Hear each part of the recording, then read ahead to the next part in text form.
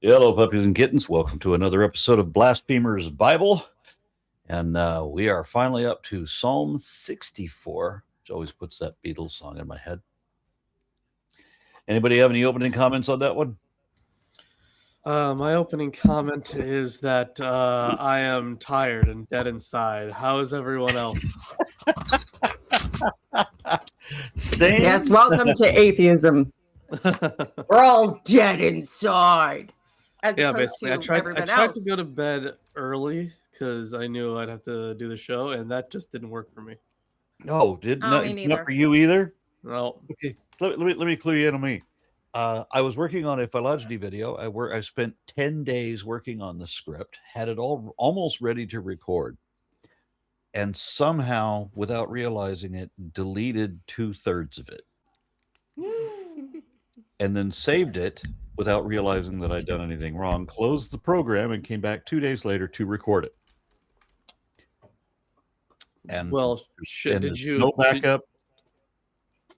No backup? Because I had everything set so that there would be backups, but when you go to check the backup folders, there's nothing there. Nothing.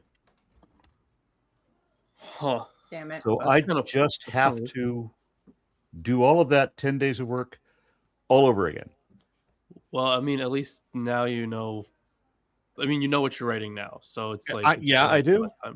I do. But it was done. Yeah. You know, and it was a lot. Yeah, I totally get that. There was a time many years ago. Ruben was my co-host on Atheist Sunday School.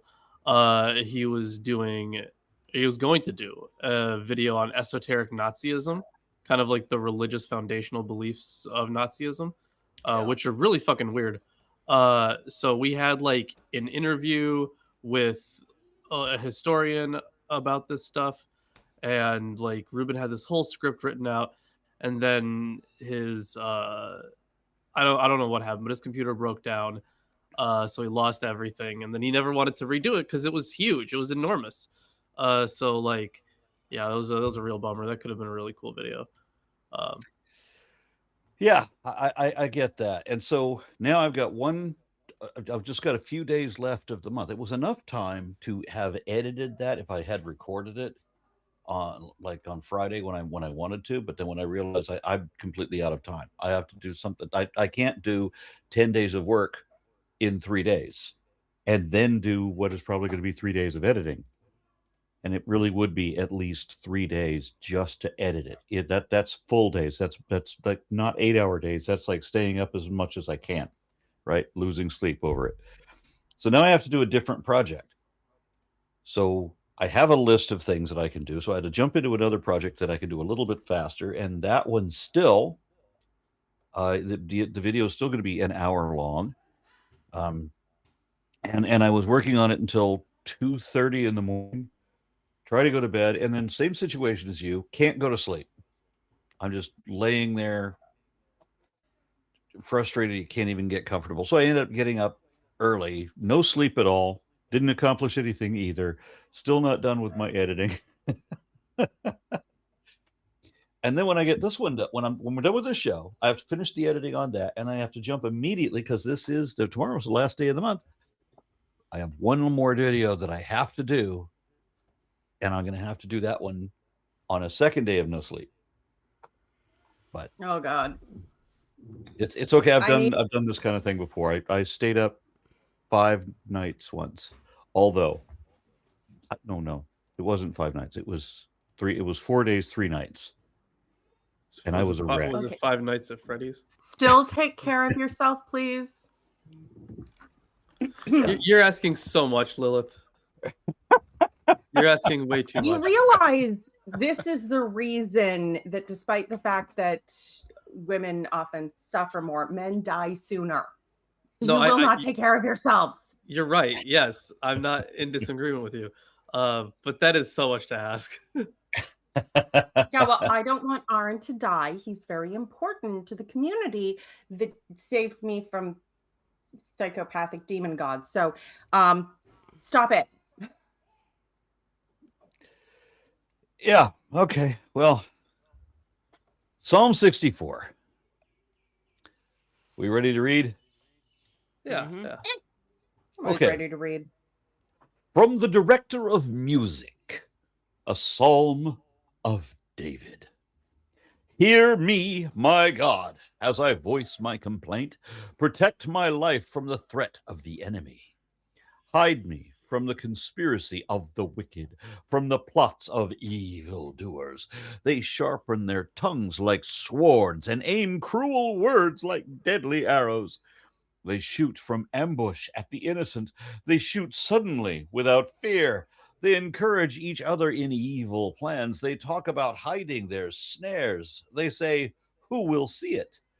They plot injustice and say, "We have devised a perfect plan." Surely the human mind and heart are cunning, but God will shoot them with his arrows. They will suddenly be struck down. He will turn their tongues against them and bring them to ruin. All who see them will shake their heads in scorn. All people will fear. Jesus. They will proclaim the works of God and ponder what he has done. The righteous will rejoice in the Lord and take refuge in him, and the upright heart will glory in him. And yet another prophecy unfulfilled. Sorry. Prophecy, my ass. Yeah, this is clearly because of all of the fucking keywords and key phrases that we see in this text. We know that it's about the same group of wicked people that we've seen before.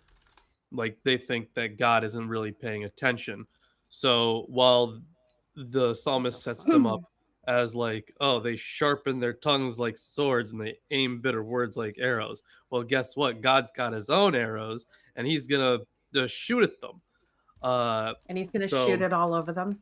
Yep, all over them. Their Mhm. faces, really, their backs, perhaps, just everywhere on them. Ah, listening to this, and I don't know why it strikes me in this psalm more than others, but it's giving, are they actually unjust, or are you just being a little bitch? It could be a little column A, a little column B, because remember this group of people. At least if we were to take the words of the psalmist at face value, they, like, when they plot their evil schemes, right? They try to like entrap the faithful. They all By the it's also faithful, you mean the said in- psalmist. Yeah. yeah. They have also tried to, according to the psalmist, they were friends before, but really they got all backstabby. They turned on him. Yeah. So that was Yeah. at least something to Well, to consider. I mean, obviously, I always have David in the back of my mind with this because I was raised with the myth that he wrote them all.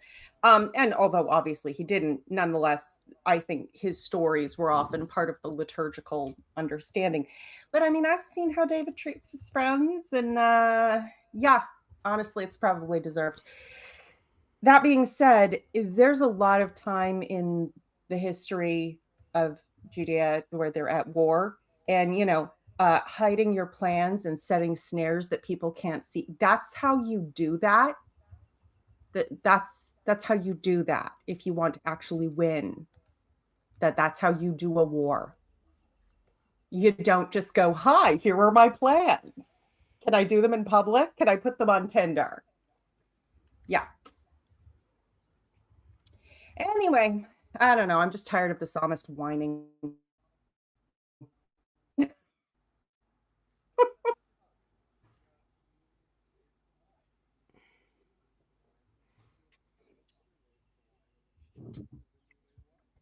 We lost Why Aaron. is anyone worshiping lost Jehovah Aaron when they to could be Persephone. worshiping Aaron's cat? Yeah, the cat god. Persephone deserves all the worship.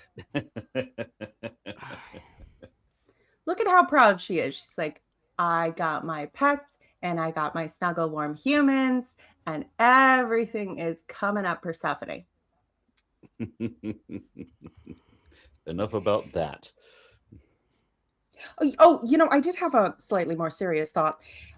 when they talk about judging how, God is going to come and he's going to save us, he's going to do the right thing, and then they'll know, there's this implied element of God will prove himself faithful, and then we will see that we were right to trust him. And I notice that every time, particularly because as a former believer, this is my narrative, every time they ask, why I would leave the faith, and I'm like, God didn't prove himself faithful. Like that didn't happen. The things that you would expect for all the stuff that you told me didn't not. And no matter how many times they hear it, they just won't accept that that's anyone's experience. It always has to be your fault. But, it's okay as a standard when it tells them what they want to hear.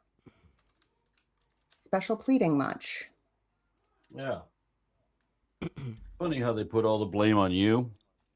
You're just supposed to find an excuse that anything good that happened to you, well, you can credit God with that. And the Bible even tells us that God is responsible for all evil too, but we're not going to blame him from bad things happen. No. Well, and unjust things particularly. And and it's always your fault, and that's part of the reason they start the whole thing by negging you about your sinful nature. You didn't believe hard enough. You didn't have enough faith. Must have been something you did wrong. Yeah, your God is weak.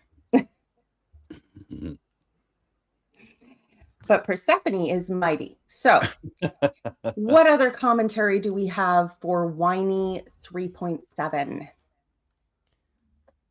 There's a traditional, there's just traditional Jewish commentary, which Rashi brings up from an Agadah. It says that this is about Daniel, and that David is prophesying about Daniel being thrown into the, into the fire or whatever, or the den, the lion's den. The lion's den. Yeah. Can't be a fire and a lion's den. Well, they had both, but in different parts of the story. Yeah. Thrown in a pit with flaming lions. See, that would have been a lot cooler. That's terrifying, but it does sound metal as hell. Sharks with freaking laser beams on their heads. Freaking heads. Some people would like to be in a pit with hot felines, but yeah. Honey, I am a pit with hot felines. You Someone got jealous. Okay. Yeah, okay. There we go. All right. Tomer? So Psalm 64 is generally classified as an individual lament. Krauss writes that the psalm is a prayer, tefillah, of an individual who is being persecuted by enemies. Tate writes that the content of the psalm seems to reflect the danger of attacks by enemies which have not yet taken place. He writes that the speaker seems to anticipate the full result of the activity of the evildoers, rather than describe a situation which has clearly resulted from their deeds. This had led Movinkel to classify the psalm with a group of psalms called protective psalms, which contain prayers to Yahweh against an imminent danger, and are positioned before the full fury of distress comes. Movinkel takes the songs of confidence to be a subgroup of the protective psalms. Gerstenberger writes that the older genre of complaint of the individual has been adapted somewhat to the needs of later community life and worship. He notes, however, that the essentials of the older genre have been preserved. He writes that the early Jewish community did practice petitionary rites for individual sufferers in worship services, a kind of communal care for the miserable. He notes that Jeremiah, however, considers the Vav consecutive imperfects of verses 8 through 9 as typical modes of communication by cultic prophets. Zenger writes that the psalm is strongly influenced by wisdom theology. He writes that it reflects, on the one hand, the conundrum of the evil that breaks so suddenly into the midst of life, and to which, above all, the guiltless are exposed. On the other hand, it advocates confidence in the righteousness of God, which combats evil. Terrien notes that Jeremiah declared oracularly in the name of Yahweh, a similar statement to verse 7. He notes that wisdom teachers of the Jeremiah school resolutely face the apparent absence of God in history or sometimes his justice. And Mr. Mullen, 2003, offers $20 and said, when listening to you guys read these, I've caught some that sounds like the same as Jesus says in the Gospels. Is this something that was used to write a second book, or did the Jesus person plagiarize them? I don't think the Jesus person was responsible for this, but if you're going to be Jewish and you're going to create your cult out of Judaism, well, then you have to respect Judaism, right? You have to sound Jewish.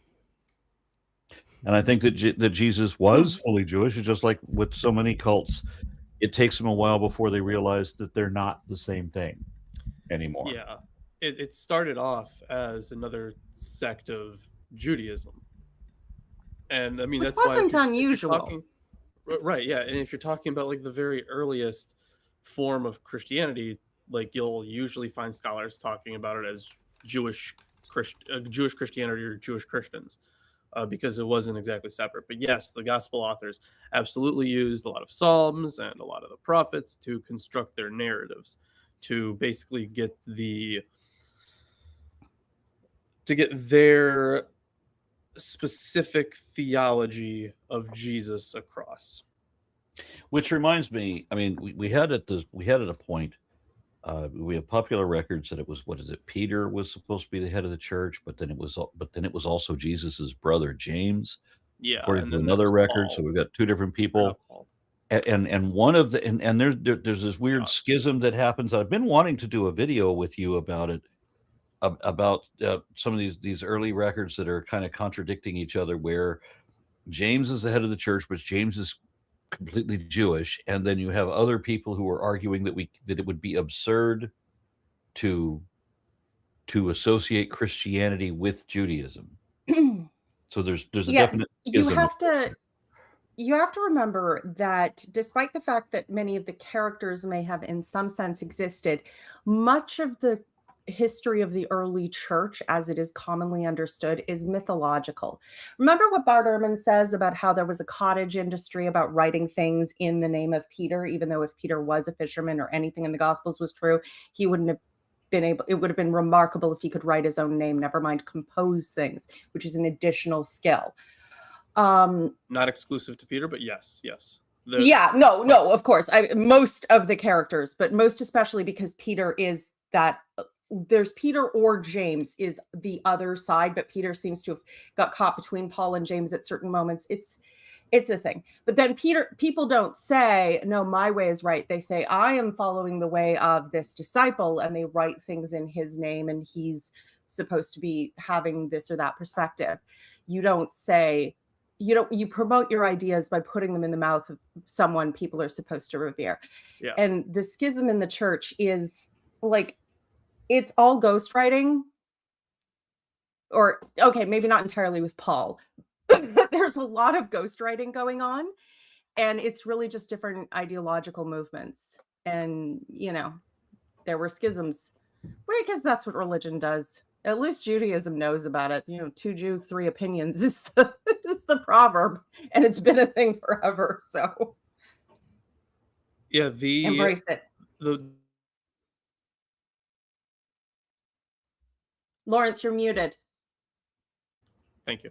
The biggest early church schism that, like, arguably we have a record of would be between Petrine Christianity and Johannine Christianity. Those are the big ones. There is, of course, the references to James, but that's another thing entirely. I think it's in Acts where now, of course, it's, I'd say, a very fictionalized version, but in Acts you have these two ideologies coming to a head. But we see this kind of stuff in a lot of places. Like, I'm not going to talk too long about this because we are talking about the Old Testament right now, but there is in the Gospel of John, there is, of course, the beloved disciple. The beloved disciple is unnamed, but the tradition has assigned it to John, the apostle, and the beloved disciple. The way he acts in the text is just as a foil for Peter. So when Peter goes to talk to Jesus, who's there with Jesus already? Oh, look at that. It's the beloved disciple. When Peter is running to go see the empty tomb, who gets there first in a race? Oh, look at that. It's the beloved disciple. And then Peter saw that the tomb was empty, so he believed it was the beloved disciple. So like it's literally just taking Johannine Christianity and saying, well, ours is actually better than Petrine Christianity. So yeah, there was a lot. There's a lot of that kind of stuff going on, which I'm a fan of. But yeah, we can loving the rivalry and the tea. Gonna make a little spectator sport. But yes, we should hurry up. This is the Psalms. So, Tomer, do you have anything to tell us? I already did. You finished? Okay, let's do. Yes. Let's Should we change up the order? Oh, incredible. Okay. 65? Yep, 65. That's me. To the leader, a Psalm of David. This is the psalm that never ends. Sorry. Well, we're not there yet. There, you don't even wait until know. you get to 119. Yeah. Praise is due to you, O God in Zion, and to you shall vows be performed. O you who answer prayer, to you all flesh shall come. When deeds of iniquity overwhelm us, you forgive our transgressions. Happy are those whom you choose and bring near to live in your courts. We shall be satisfied with the goodness of your house, your holy temple. By awesome deeds, you answer us with deliverance, O God of our salvation. You are the hope of all the ends of the earth and of the farthest seas. By your strength, you established the mountains. You are girded with might. You silence the roaring of the seas, the roaring of their waves, the tumult of the peoples. Those who live at earth's farthest bounds are awed by your signs. You make the gateways of the morning and the evenings shout for joy. You visit the earth and water it. You greatly enrich it. The river of God is full of water. You provide the people with grain, for so you have prepared it. You water its furrows abundantly, settling its ridges, softening it with showers, and blessing its growth. You crown the year with your bounty. Your wagon tracks overflow with richness. The pastures of the wilderness overflow. The hills gird themselves with joy. The meadows clothe themselves with flocks. The valleys deck themselves with grain. They shout and sing together for joy. So I actually think this one, as a psalm, if we're looking past the cocksucking nature of it, I think it's actually really interesting. There's a lot of stuff in here. So when it comes to so in verse 3, that one has a lot of what's the word I'm looking for? Hamartiological influence, hamartiological importance. So, and hamartiology is the study of sins. When deeds of iniquity overwhelm us, you forgive our transgressions. So this is going back to the interpretation that if bad things are happening to them, that means that they must have done something wrong. So they need to be forgiven. And then I think verses 5 through 8 have a lot of cool stuff too, because this is kind of cosmological in nature, right? I mean, the setting up of the earth and or not the setting up of, but the God's influence throughout the earth and the seas, but he also did establish the mountains, which were kind of viewed as like the strong base. Their bases were the pillars. You can watch my video on this. I have an 1.5 hour long video on this. The reference to the silencing of the sea and the waves directly goes back to a chaos conf myth where God defeats the forces of the primordial watery chaos, and that does stem from Canaanite mythology, for example. That's just one of the sources.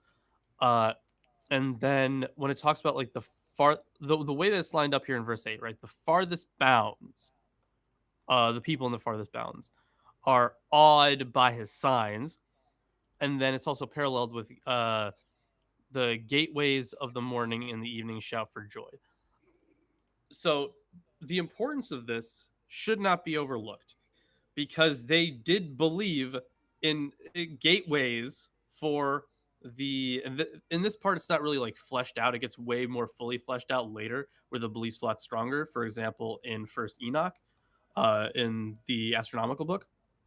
So when it talks about the like they did believe in gateways, like they had to open up in order for celestial bodies to move through and to the other side. That's what they believed, and the later texts in First Enoch give a much more. It's a much fuller description of how it all works. So something like this, albeit small, should not be overlooked when it comes to their cosmology.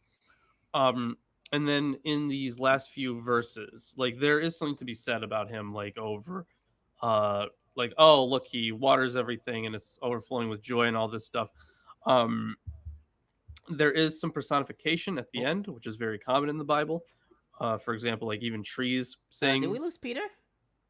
Oh, he's back. No? Oh. So, No, he's I back. think there was just a shuffle. There was No some- clue what happened there, but I'll fix it. All right. Well, it looks better Thank for you, now. StreamYard. So there is a lot of personification that happens in the Bible. So when it talks about these inanimate objects singing for joy, that's a very common thing. But I also like just like, you know, verse 8 there was important for this later view of cosmology, this later view of how the stars are supposed to move. There is also a view that would be expounded upon, I think, in Second Baruch, if I'm remembering properly, where you have this this river of God that is as feeding everyone, and it makes everything amazing. In Second Baruch, we have like a river coming out of the temple in heaven, and it's spoken of in many similar terms. But I'm just recalling, that's just from memory. So like I don't fully remember the metaphor in Second Baruch, but yeah, I think that this verse, this psalm might lie at some of those interpretations. But anyways, I will be right back. Yeah, Lawrence said that there was a lot in here, and yeah, there's a lot of things in here. I noticed a commercial. Yeah, that was a lot. Commercials? Yeah. Yep. It's when it says, "To you all flesh will come." Axe body spray.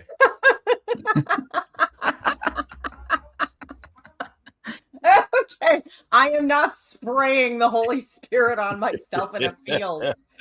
That is just weird. Oh, but I do notice, like, we talk a lot of shit about personifying the trees and leaves, and that's kind of like, that's a little bit bullshit, because this is poetry, it's song, and it's natural to personify things in our speech without necessarily always believing that to be a literal thing. This is art. Art is intended to be interpretive. But I do think it outlines something very important that a lot of people really fail to understand this about the religious mindset, both of this time and of later, especially Christianity, is it's an authority-based ecosystem. Probably the best modern mythology I could think of for people to understand this, where it's written well, is Tolkien. Just a sec.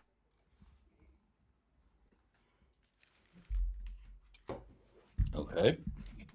In Lord of the Rings, Aragorn has kind of a divine right of kings. He has an inherent authority and right to his place as king. Now, he also earns it by saving the kingdom and working really hard and doing all these things. So he has both hands of it. But there is such a thing as the inherent authority of someone to do X or right, their inherent right to certain objects, to certain heritage, yada, yada, yada. That was always built in because in very primitive societies, absolute authority is often the first stage you go through. The tyrant, the warlord, the guy who can have you boiled in oil if you piss him off. You get that kind of absolute hierarchical authority when you're constantly at war. And then as you're in peace, you can start to spread out a little more. But people don't like to lose the absolute authority. So the idea being that all of nature responds to God as an authority because it's inherent, natural that he rules over them. And it's just everything has to magically respond to God in the appropriate way. And this is an idea I was taught both explicitly and implicitly for years. So it's very much alive and well. And while I can certainly see where it came in a more primitive time in human history, it's really, really unhealthy to keep it going this long.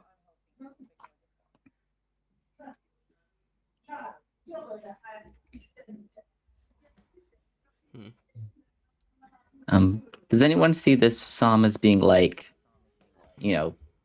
rain? God causes rain.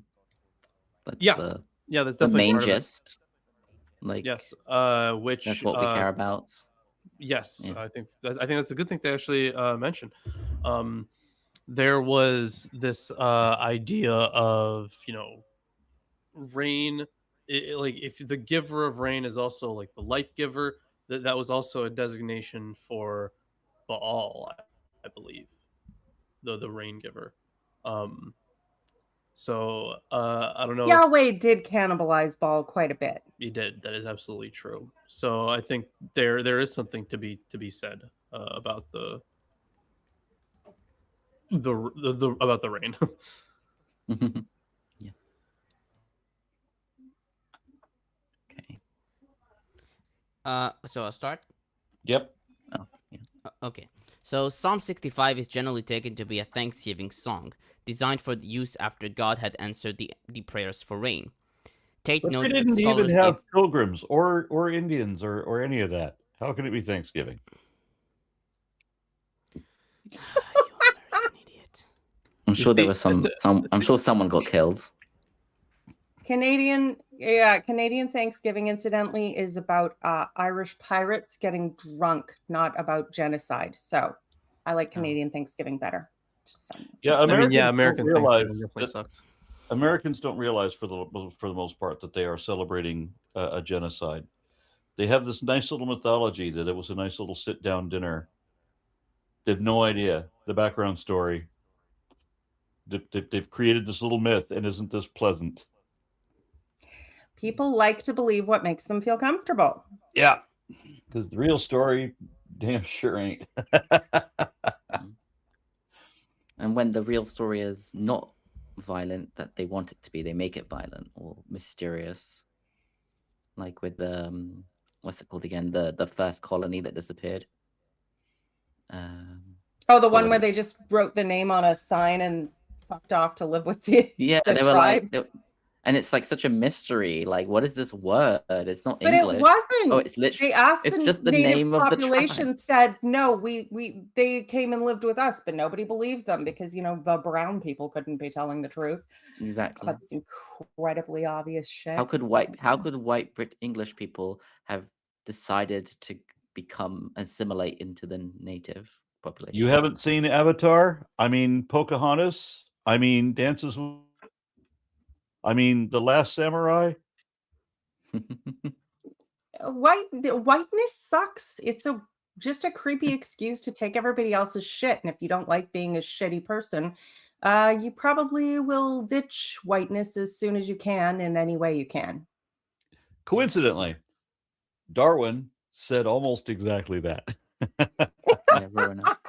I didn't even know that. I have to read more Darwin. Darwin feel was often good about accused that. of being racist, but in his first book, when he traveled around the world, he did say something along the lines, paraphrasing, that the people of his culture should prefer the look of the dark-skinned Tahitians that he was visiting, and all of their topless glory. And it seemed that Darwin, what's the joke? That Darwin preferred dark meat. He said that his people should prefer the look of Tahitians to their own comparative pallor. Okay, in fairness, it is actually a genetic advantage to, if you are going to have children, to have them with someone not closely related to you. The Habsburgs clearly did not get the memo. And someone of a He different was race is married to likely his be, cousin.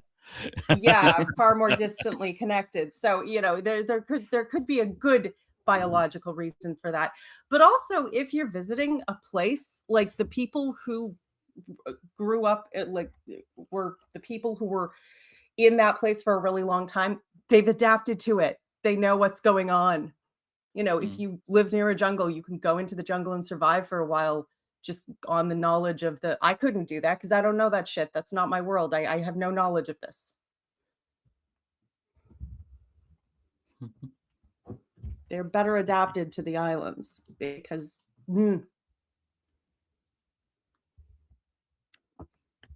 anyway, we should probably get back to the text before Tomer throws a guitar at us.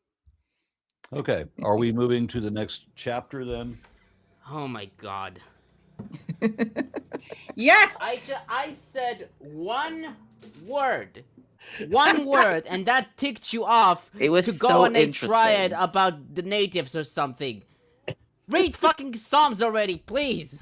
And that one word wasn't a commentary on Psalms, so... No, it wasn't. Oh my god. Keep going. Yes, so what did I say? Yes. Psalm 65 is generally taken to be a thanksgiving song designed for use after God had answered the prayers for rain. Tate notes that scholars gave various classifications of the psalm, including a Thanksgiving Psalm of the Harvest Feast, according to Movinkel, a Thanksgiving Offering Liturgy, according to Schmidt, a community utterance of thanksgiving for, quote, the good earth of Palestine, end quote, related to the celebration of New Year in the autumn, according to Leslie, and a hymn of praise in declarative style, according to Kuseman and Krauss. Following Delikat and Dahoud, Tate favors taking the psalm as a prayer which is nearer to the laments, being a supplication based on praise.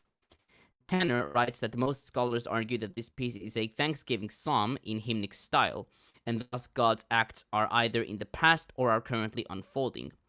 Gerstenberger writes that the liturgical movement in Psalm 65 is from a very condensed, theologically loaded initial praise of God, spoken or sung by a leader of ceremony over congregational interludes, toward the final choruses to be classified as communal thanksgiving, especially after rich harvests.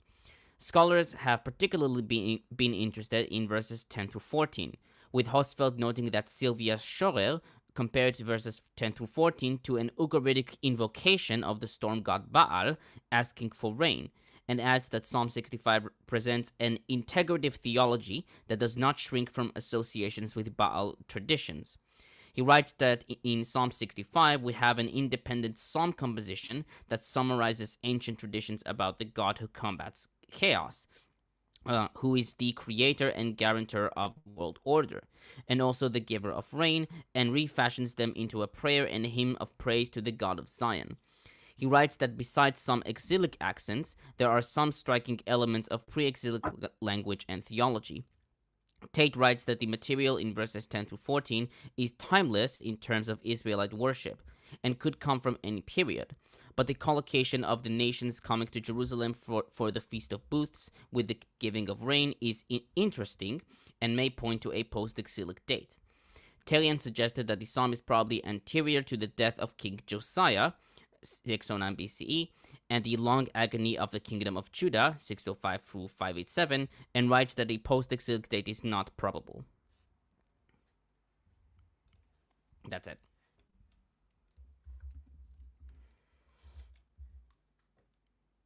So have we said everything we need to say about Yes. Thanksgiving? Yes. Is it my turn? I think Yes. so. Psalm 66. Oh, not 666. For the director of music, a song, a psalm. Shout with joy to God, all the earth. Sing the glory of his name. Make his praise glorious. Say to God, how awesome are your deeds. So great is your power that your enemies cringe before you. All the earth bows down to you. They sing praises to you. They sing praises to your name. Selah. Come and see what God has done, how awesome his works in man's behalf. He turned the sea into dry land. They passed through the waters on foot.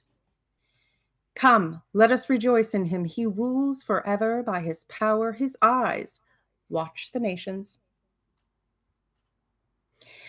Let not the rebellious rise up against him. Selah. Praise our God, O peoples. Let the sound of his praise be heard. He has preserved our lives and kept our feet from slipping. For you, O God, tested us. You refined us like silver. You brought us into prison and laid burdens upon our backs. You let men ride over our heads. We went through fire and water. But you brought us to a place of abundance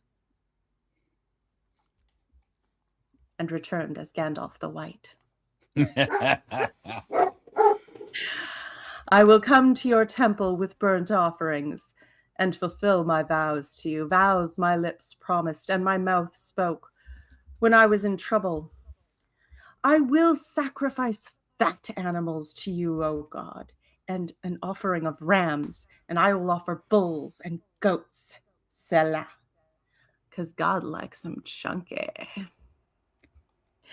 Come and listen, all you who fear God. Let me tell you what he has done for me. I cried out to him with my mouth. His praise was on my tongue. If I had cherished sin in my heart, the Lord would not have listened. But God has surely listened and heard my voice in prayer. Praise be to God who has not rejected my prayer or withheld his love from me. May God be gracious to us and bless us and make his face shine upon us, that your ways... Oh, sorry. I just kept reading. Yeah, praise be to God who has not rejected my prayer or withheld his love from me. Blech. So, I guess a couple things. I think we all probably noticed in verse 6 there. He turned the sea into dry land. They passed through the river on foot. I think we noticed the Exodus narrative sneaking in there. Absolutely. Yeah. I didn't. And yeah, that tracks. Liar.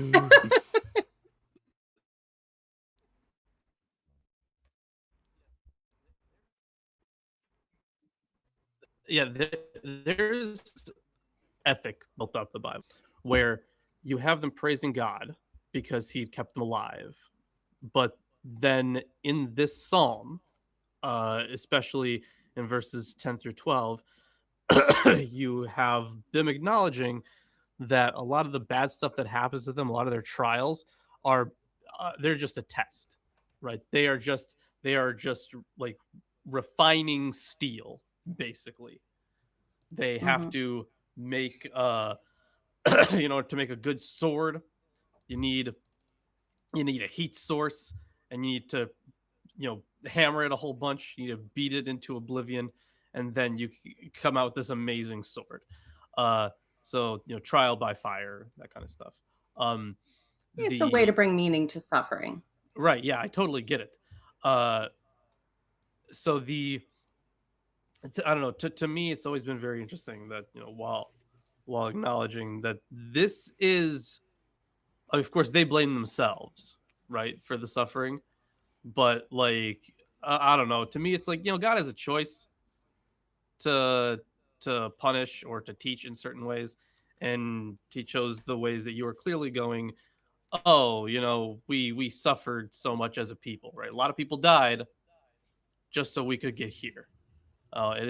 Just so the handful of us that are left. Yeah, of course you're right. It is them justifying all this stuff to themselves. But yeah, this is a recurring theme throughout the Bible, and it's especially going to be seen a lot more once we get to the rest of the prophets. They're much more explicit about it. It's a justification that becomes so much more abusive when you attribute it to God, because bad shit happens in life, but you can still learn and grow from it is totally an important lesson to learn. The urge to give meaning to suffering that people have gone through, totally valid.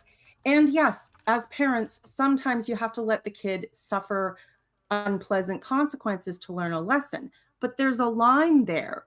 You might let them get a little ouchy. You don't let them permanently scar themselves. Like the degree. And you also don't permanently scar them on purpose.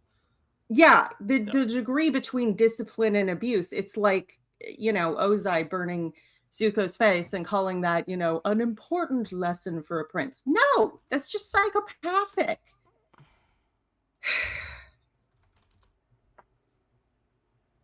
Yeah, a lot of things aren't abusive if nobody is doing them. A rock falls on your head, shit happens. But if someone pushes a rock on your head, that's fucked up. For a moment there, I thought you were talking about the rock and the hound. I was assuming the mountain and the hound. Sorry. The lesson about burning the face. Is that another reference to Game of Thrones? Yes. Gotcha. Okay, I would not have known that. No. I was making a Last Airbender reference, but I mean, yeah. Actually, although the coolest burning death in Game of Thrones was the Golden Crown. Initially, I actually thought that Arn was referencing like one of Aesop's fables or something, and I was gonna bring up that I actually just got a book of Aesop's fables, but they're all in Greek. So it's going to be very interesting to go through that. We've missed reading comments, by the way, so we need to catch up on those there was a paid comment I can't see anymore. Okay, I don't know how I missed them. No, never mind. We did read that one. Apologies. Okay. But there's Shut Up Matt. Yeah, Shut Up Matt offers £5 and says, so religions are the grown-up version of kids saying, Mummy says, to get their way when Mummy said nothing of the sort. That's one, yes. And so you can, as long as you can control what God says, then you can control everybody else.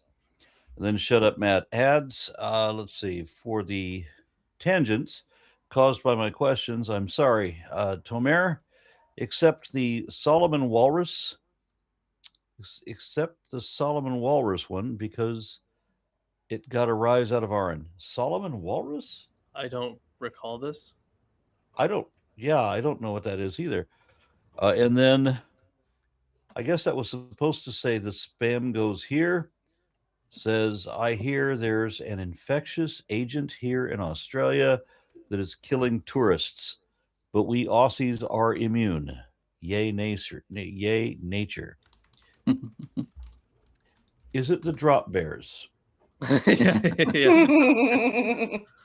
I keep the only thing I really know about Australia is that everything wants to kill you.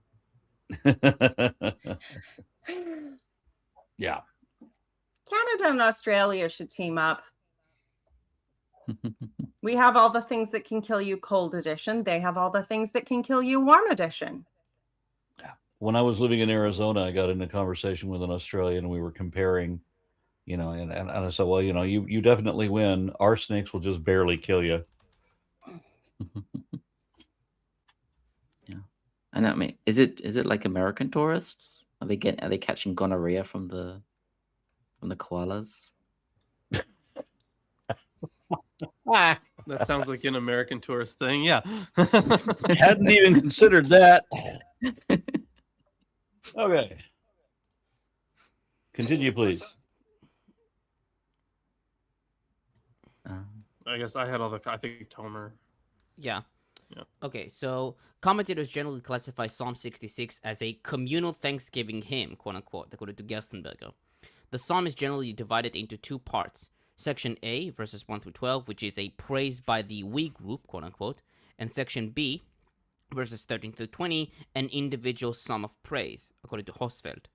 Krauss suggested that section A points to a festal situation that reenacted the miracle of the sea and the crossing of the Jordan, and that this section could originally have been associated with a festival, localized in Gilgal, of passage through the sea and of the entrance into the land. Tanner notes that others, like Weiser, Gerstenberger, and Mays, see Section A as a temple celebration, offering a choral introduction for the individual thanksgiving and sacrifice. Tate writes that while it is scarcely possible, quote-unquote, to date either the psalm as a whole or its parts, Buttenweiser suggested dating the psalm to the exilic time of Deutero-Isaiah or to the early post-exilic period. He notes that Becker suggested that the present form of the psalm looks back to freedom from exile, and that the reduction or joining of two separate parts together results in giving verses 13 through 20 a collective interpretation of the freed people.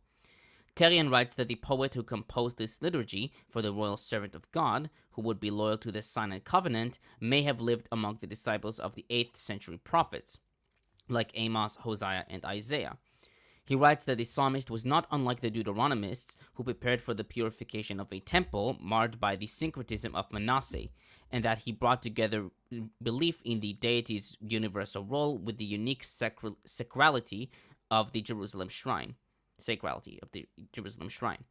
And Gerstenberger comments, quote, Where else then in congregational worship could a hymn like this have been composed and used? Prominence of the we passages suggests a strong community feeling. This would be true also if the we parts had been spoken by an officiant. Chances are, however, that such communal expressions of praise and thanks were intoned by choirs or partly even by the attending people. By contrast, priestly ceremonies tend to concentrate on sacrosanct rites around the altar. Sacrosanct, yes. Rites around the altar, preferring to exclude laity. Therefore, the dominating we hymn and the spiritualized individual thanksgiving as a liturgical unit may belong in a congregational worship either within temple precincts or far from the Jerusalem temple. The liturgy was performed in times of hardships. For exiled or repressed Jews under Babylonian and Persian rule, pressures were probably always just around the corner, in order to celebrate small daily victories of survival and to strengthen one another in the community and in relation with a dependable deity. So your first comment was by Budweiser? Buttenweiser. Buttenweiser. Okay. Buttenweiser, yes. Wishful thinking, Aaron. Sorry, I was just waiting for a comment from Michelob. No. The weirdo CKA Evan says, notably, things that can kill you. Cold edition includes herds of feral sheep on a temperate rainforest island where I used to live. I laugh, but seriously, look up Lasquette or Lasquetti. Yeah, that sounds like, honestly, those islands are probably it's the not how you chillest pronounce it. place, but It's it's not how you pronounce it. It's Leskiti. Leskiti? Leskiti. Yes, Leskiti. Oh, yes. is it French? many of our Okay, well, I place didn't names are realize from that the was a indigenous Hebrew word. I don't think it is. It's indigenous. Yeah, someone said Leskiti. Okay. Interesting. All right, then. And then Illyra the Free sent 50 R and Raw gift memberships. Oh, nice. Thank you, Illyra. Oh, and she made a comment. It's not showing up on my list yet. Give me children before wonder teaches them to ask me why. I will crown their fear as wisdom. I will name their cage the sky. Who am I? I don't do riddles. I have no idea. I would have to have you read the whole thing again and put it to concentration. And I think that would be off topic. I also noticed that I missed a comment earlier. A Dinosaur 65 says, Aaron, I grow weed and I want to name the strain after you. What name would you want me to use? Is it appropriate to name the strain of weed after somebody who does not imbibe? Yeah.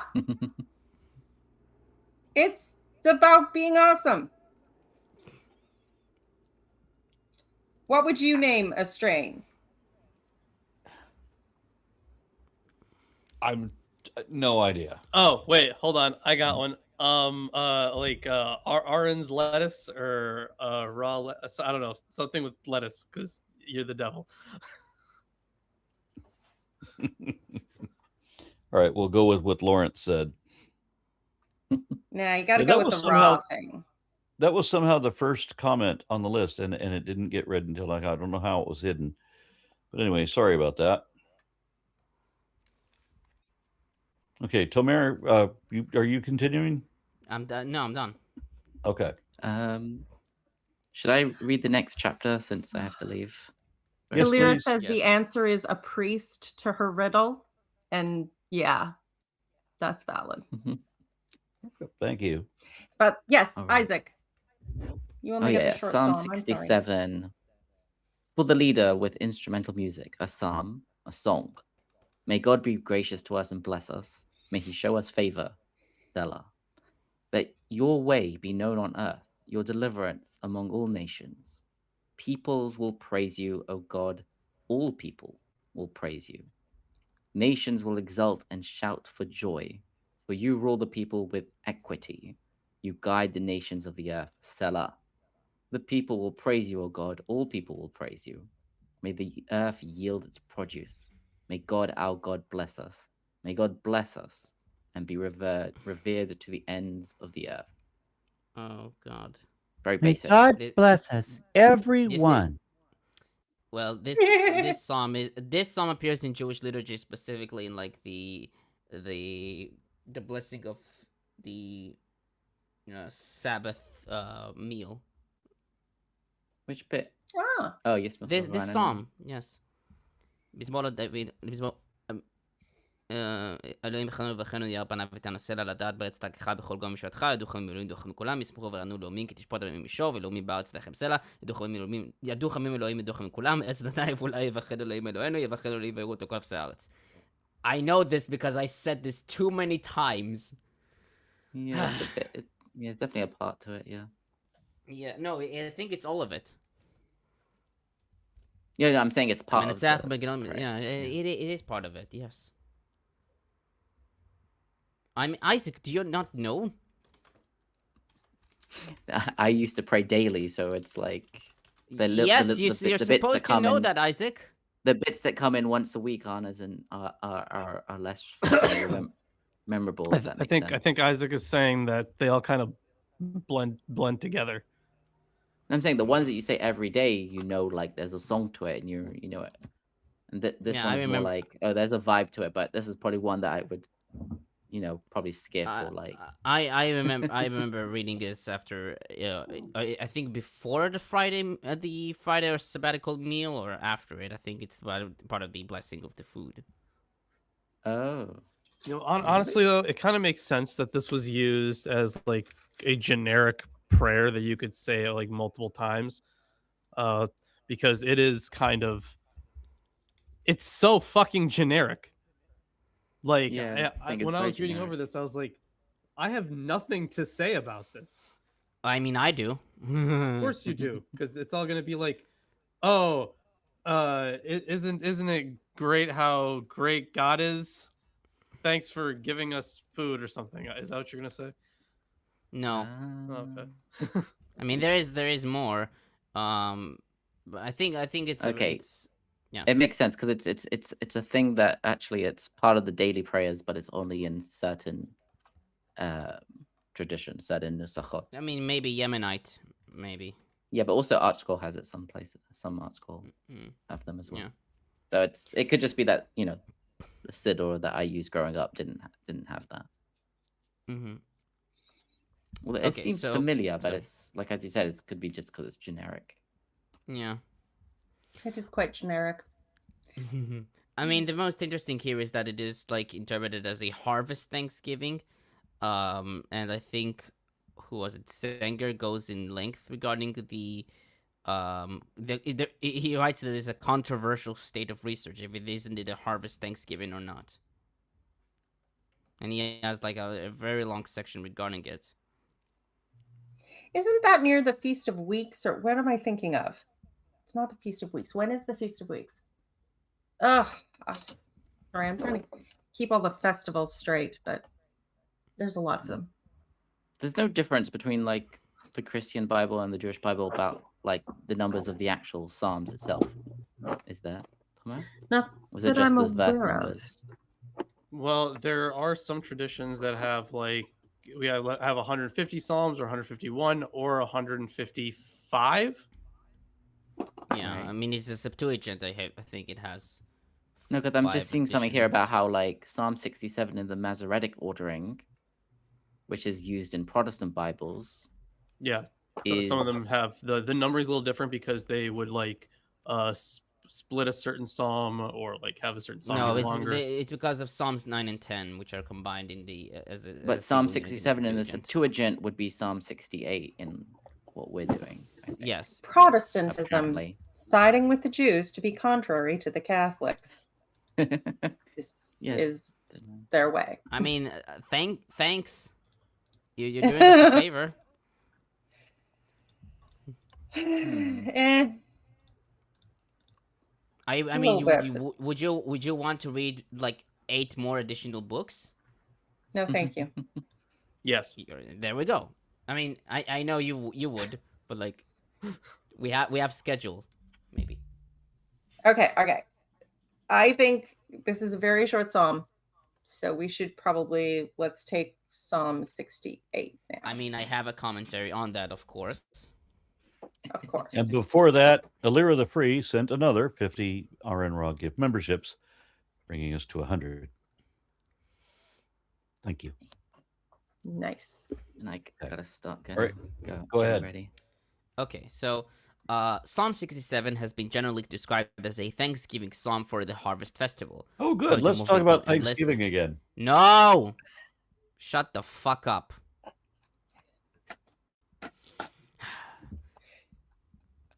Though others note several issues with this designation. Zenger writes that the cause of the controversy is ultimately a difference in how the meaning and function of verse 7a is understood.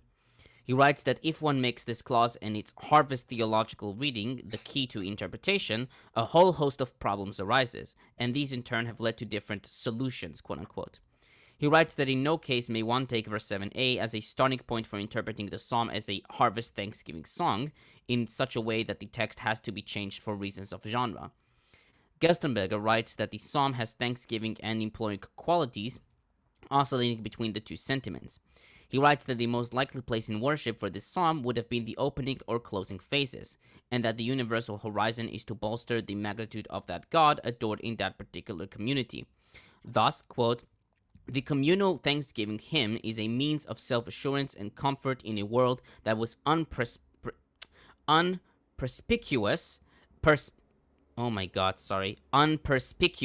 in its vastness and complexity, end quote. Tate notes that several scholars like Buttenweiser, Ostele, Leslie, and Taylor date the psalm to the post-exilic era because of its seeming dependence on the Aaronic benediction in Numbers 6:23-6, in the priestly material of the Pentateuch, and its Deuteronomistic Isaiah. and its Deuteronomistic Isaiah-like universalism. Albright, however, suggested that Psalm 67 goes back to the tabernacle cultus in pre-monarchical Israel, based on its conclusion regarding Canaanite diction and imagery in the Psalms. H. Jefferson, using comparison with Ugaritic roots, concluded that the psalm is pre-exilic in origin. Tate notes that several issues with both interpretations, and instead suggests that the psalm may be a composite creation from the post-exilic period, made up of parts from exilic psalms. Likewise, Zenger writes that the psalm is a mixed composition, quote-unquote, and that it is possible that the primary form of the psalm, without verse 7a, had its original Zitz im Leben in the Jerusalem temple liturgy. Thus, the psalm would be a petition of the community, quote-unquote, for blessing, before the bestowal of blessing, and intended to give a universalistic horizon to the Israel-centered formula of blessing in Numbers 6:24 through 26. He suggests a late exilic or early post-exilic dating. Nice. That's it. All right. Bye, everyone. Thank you, Bye-bye. Isaac. Bye. See you next week. Next week.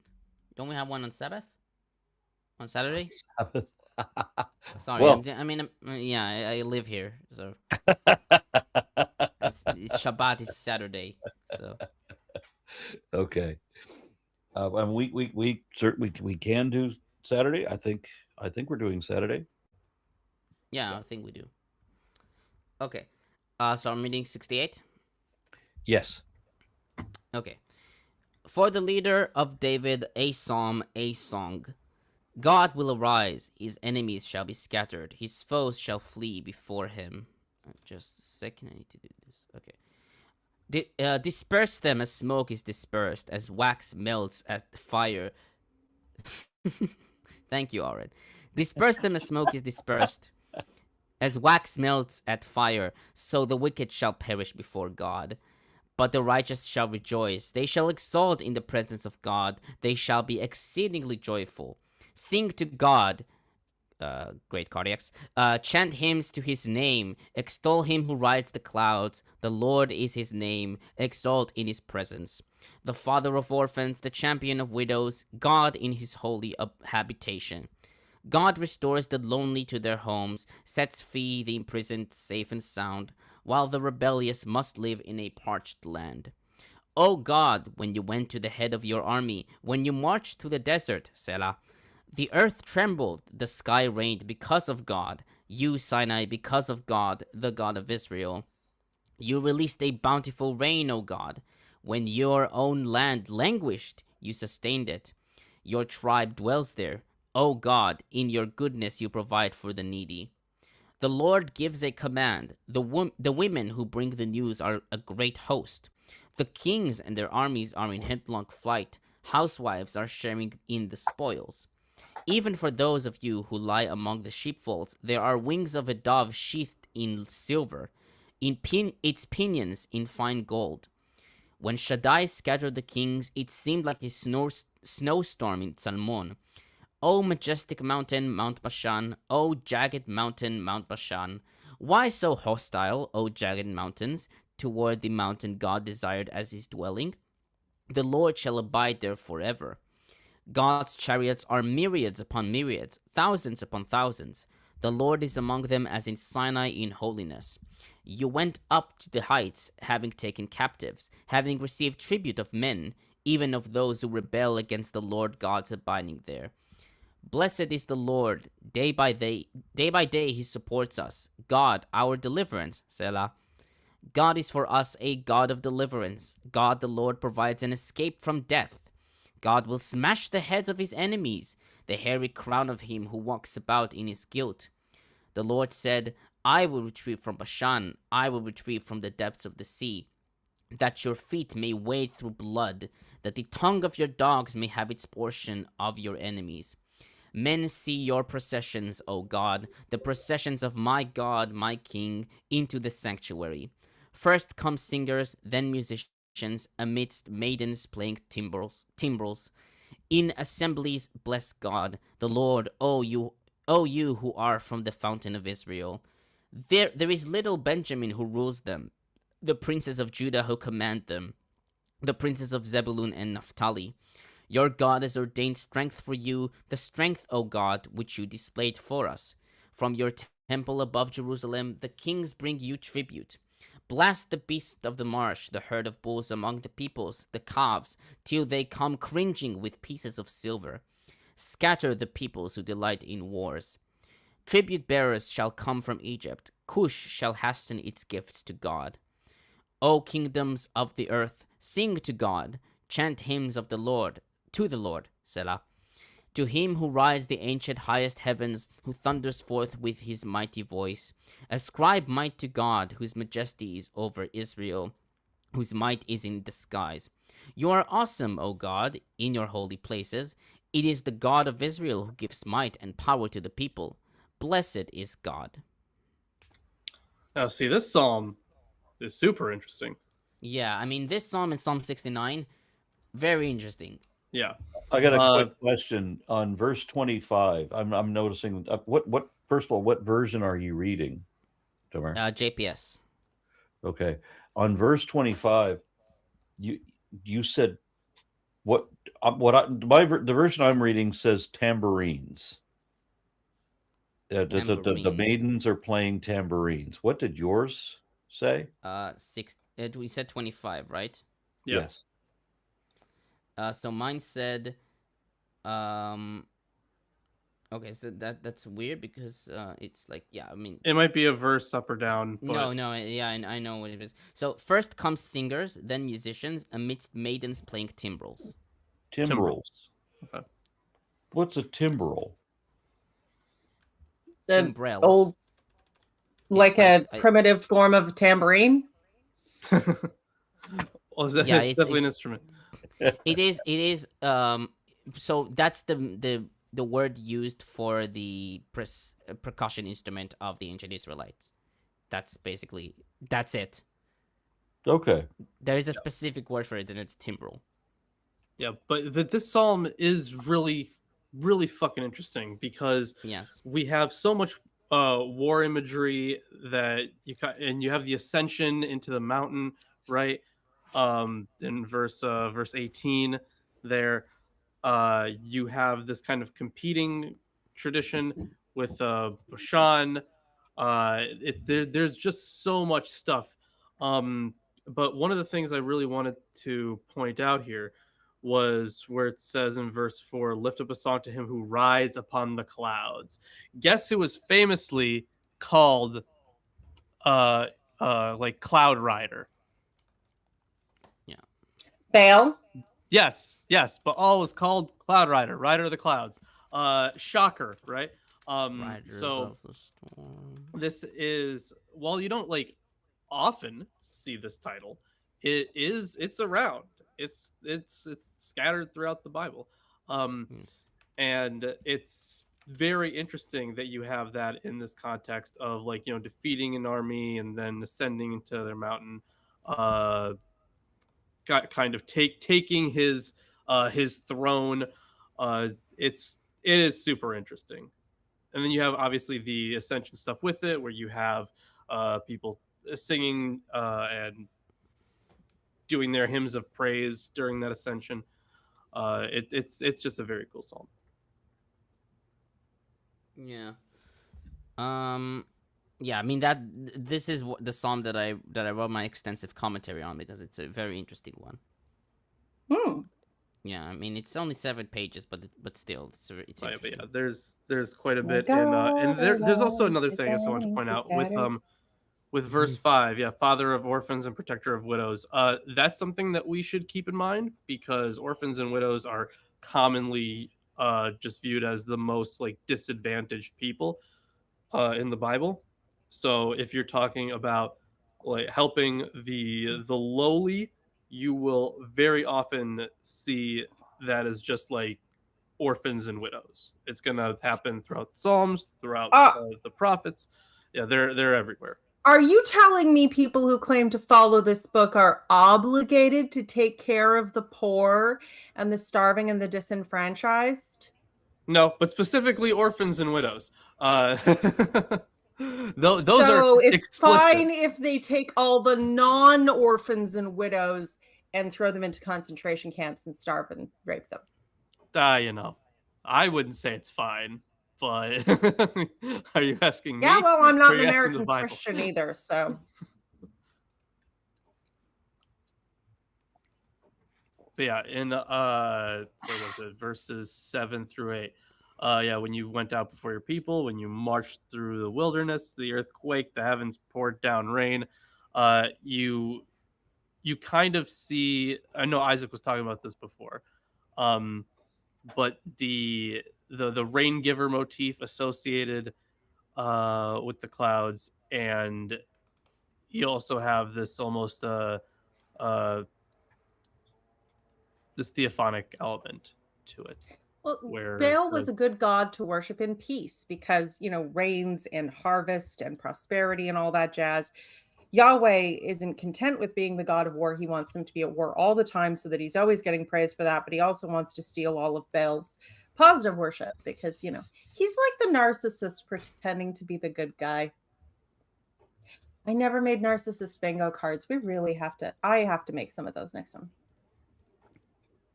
There was a skit in the 70s on Saturday Night Live where they were making fun of Smucker's Jam, which had at the time a commercial about, with a name like Smucker's, it has to be good. So these people on stage are all coming up with these disastrous names for jam to make sure that, it's got to be really good jam since the name is so completely horrible.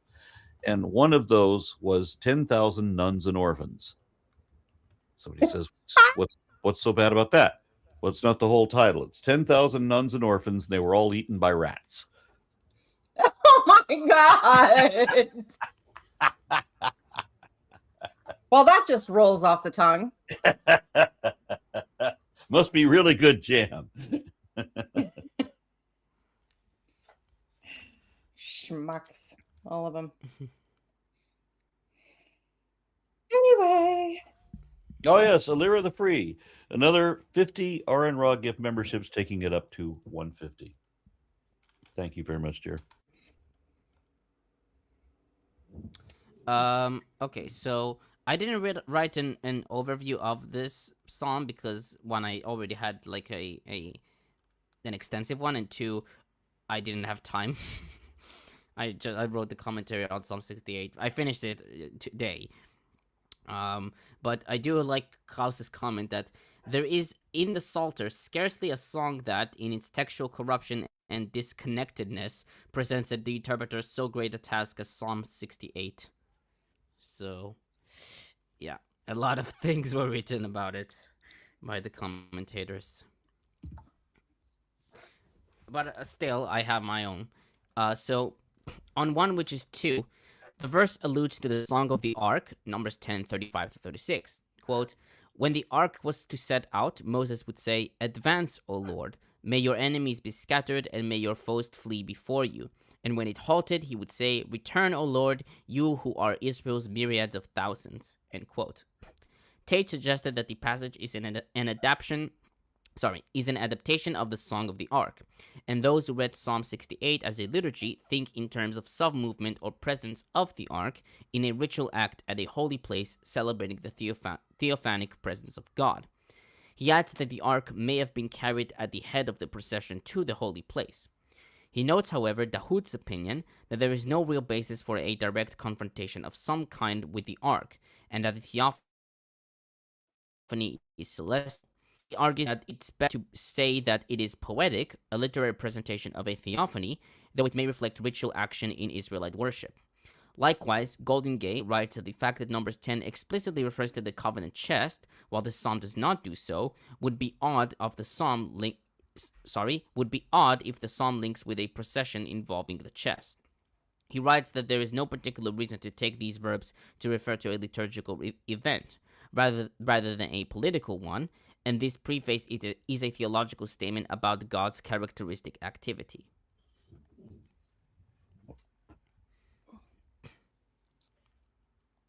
Well, the more God cannibalizes, the more theological activity he has. He's supposed to be responsible for all the things. I actually want to bring up a passage here from the Baal cycle. So, for context, she in this section is the goddess Anat. She drew water and she washed herself with dew of heaven, oil of earth, the rain of the charioteer of the clouds. That would be Baal. And note how in this psalm, in verse 17, it says, with mighty chariotry, twice 10,000, thousands upon thousands, the Lord came from Sinai to the holy place. The rain of the charioteer of the clouds, dew which heaven poured on her, rain with which the stars anointed her. She made herself beautiful with murex, and then it kind of, there are some missing lines. But there are a lot of, within the Baal myths, there are a lot of references to, obviously, the rider on the clouds, but also its association with rain. And that was just one example, but there are quite a lot of them. And yeah, I don't know. I think it's pretty clear where the imagery comes from, where it stems from. So it is very interesting to me. Yeah, I love learning about and quoting those older sort of source myths and texts. I love the Sumerian stuff. God, like looking at some of the stuff that they ripped Song of Songs off of, and even the Cain and Abel sort of rivalry of the farmer versus the shepherd, and how that plays into the argument between Inanna and her husband when he's trying to get her to marry him. There's so many of these themes. Honestly, often the original did it better.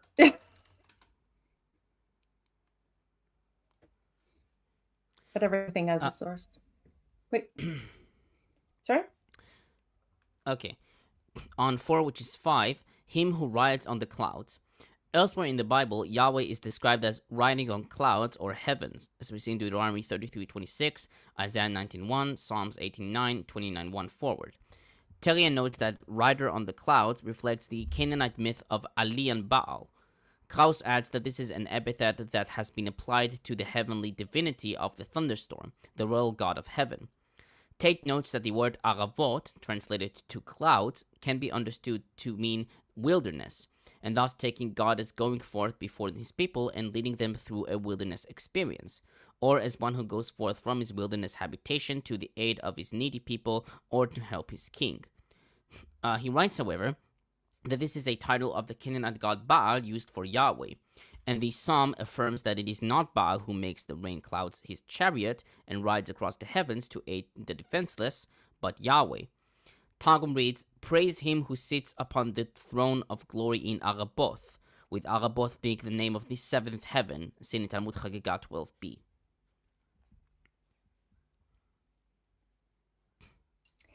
It reminds me, there seems to be a very similar line whenever war gods have to make themselves relevant in times of peace. Better Muslims will talk about jihad as being an internal struggle. The kind that are safe neighbors and nice people. You struggle against evil. It's the war against bad things, which you could fight by doing any number of good deeds to improve the world and fight against hunger or injustice or any other thing. And if that was the only version of that word. Well, yes, I'm aware of that. But the historical context of jihad was definitely more warlike, whereas obviously now there are other ways to interpret that are definitely more pro-social. Okay, on 7 through 8, which is 8 through 9, several commentators note that these verses are very similar to Judges 5, 4 through 5, or Deborah's song. Quote, O Lord, when you came forth from Seir, advanced from the country of Edom, the earth trembled, the heavens dripped, yea, the clouds dripped water, the mountains quaked, before the Lord, him of Sinai, before the Lord, God of Israel. End quote. Gerstenberger argued that we're dealing with an old hymn handed down with slight variations in Israel. He notes that Jeremiah's considered verses 8 and 9 and Judges 5, 4, and 5 the oldest forms of a very archaic report of theophany, quote-unquote. However, he writes that the starting point of God's journey, i.e., his abode, is missing, perhaps being intimated only by the rare term Yeshimon, desert. He also notes that the divine name is not used, not even by later redaction. And while the reaction of nature was originally meant to portray fits of fear in creation, in our context, dripping and flowing water immediately connotes God's blessing. He writes that the verses 8 through 11, which is 7 through 10, constitute an old or new fertility song that borrowed theophanic features from a battle or victory tradition. Tate writes that the differences between the two should be considered intentional. Judges 5, 4, and 5 is much more historical than Psalm 68:8, which is more generalized and related to the giving of rain, rather than to victory over enemies as in Judges 5.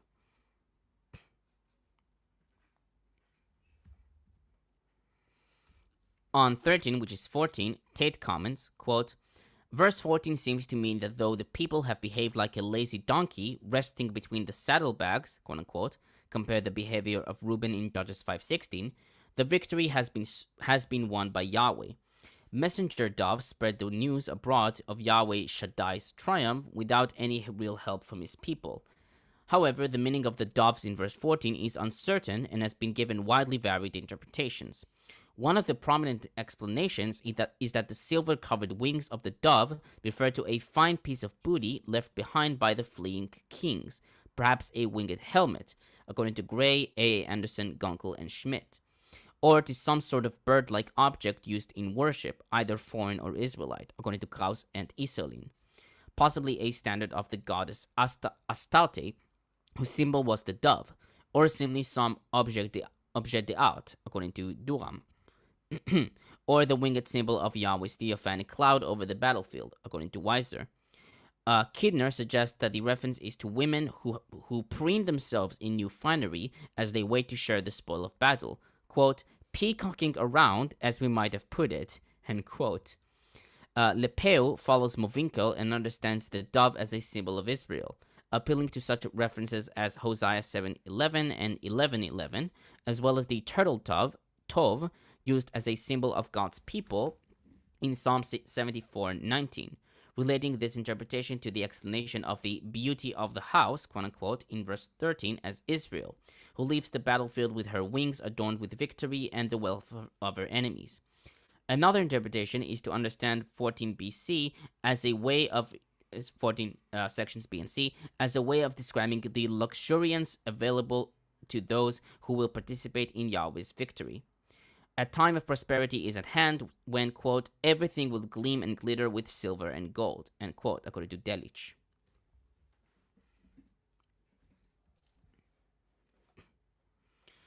But I'm guessing we didn't have peacocks there, right?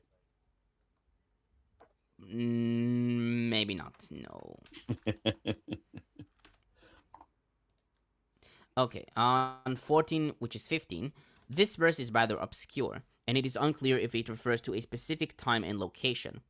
Krauss takes verse 11 to refer to the battle against Sisera, and verses 11 to 13 at large, referring to the battle at Ta'anak by the waters of Megiddo, Judges 5:19, suggested that verse 14 reports the victorious conclusion of the battle, where Yahweh scattered the kings in a holy war. The divine sign was snow falling on Mount Salmon.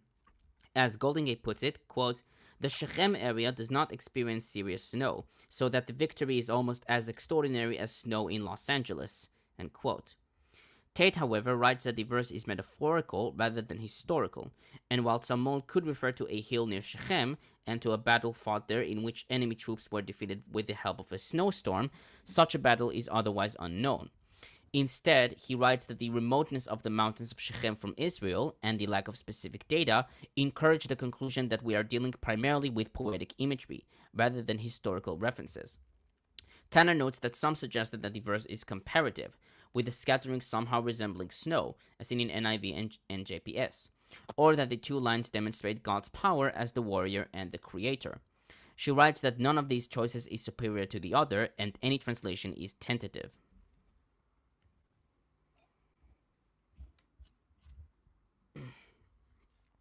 On 15 and 16, which is 16 and 17, the Masoretic text reads, Har Elohim Har Bashan, literally the mountain of Elohim, Mount Bashan. Tanner notes that 11Q Psalms D has an additional here, ze, reading the mountain of God is the mountain of Bashan, though others have read Elohim as mighty or godlike. Gerstenberger notes that the direct address of the abode of a deity was not uncommon in the ancient Near East. He writes that in this case, the transmitters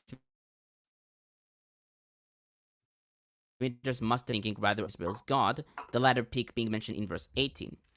Hosfeld writes that the high mountains of Bashan, probably the place of the battle, makes claim to being a pagan mountain of the gods, and is challenged by the victory of the foreign Yahweh from the south. In contrast to the new mountain of God, Zion, the enduring seat of God's dwelling and throne, Bashan is insignificant.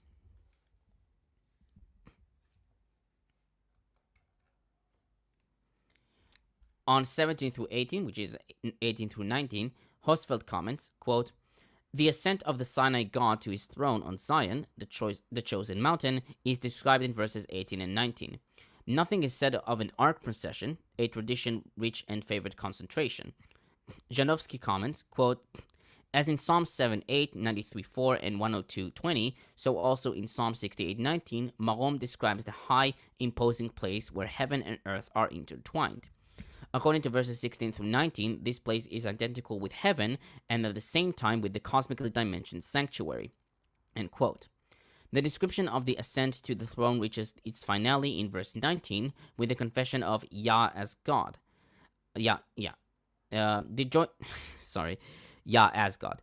The joining of proper and generic names recalls the special feature of the second creation story in Genesis 2 and 3. Its reference to God as Yahweh Elohim. The interpretation of that combination is disputed. We do not see it, at this point, as a statement in the sense of a polemical monolatry, Yahweh as the true God, or in that of exclusive monotheism, Yahweh as the only God, but rather in the sense of an early, unpolemical concentration on the one God. However, the context of the fifth strophe does not introduce a polemical context.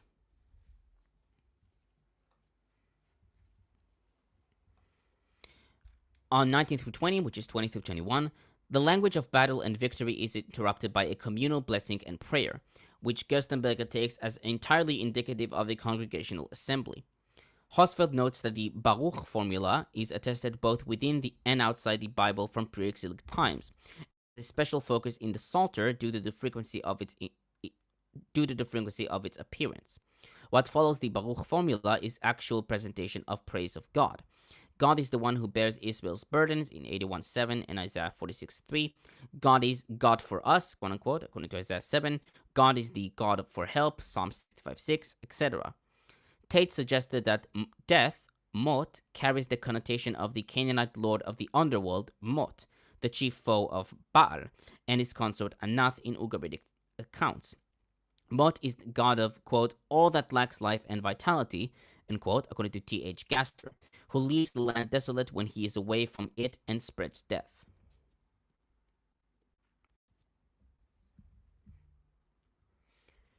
On 21, which is 22, Tanner describes verses 21 through 23 as, quote, the most gruesome in the psalm, end quote, which clearly reflects the traditions of the greater ancient Near East. She writes that the point of the text is to demonstrate God's power over all of the enemies with the image of being able to eat or literally consume those that oppose the warrior or king. Gerstenberger writes that the description of God's enemies as archaic, hairy skull, quote unquote, and the idea of his cracking their heads also goes back to very ancient mythical concept. Compare Enuma Elish, where Marduk defeats Tiamat by crushing her skull with his unsparing mace, and, quote, when the arteries of blood he had served, the north wind bore it to places undisclosed, end quote. Tate adds that there may be a hint of a demonic being behind the Se'ar, if the reader or hearer heard Sa'ir, goat or goat demon, or just demon.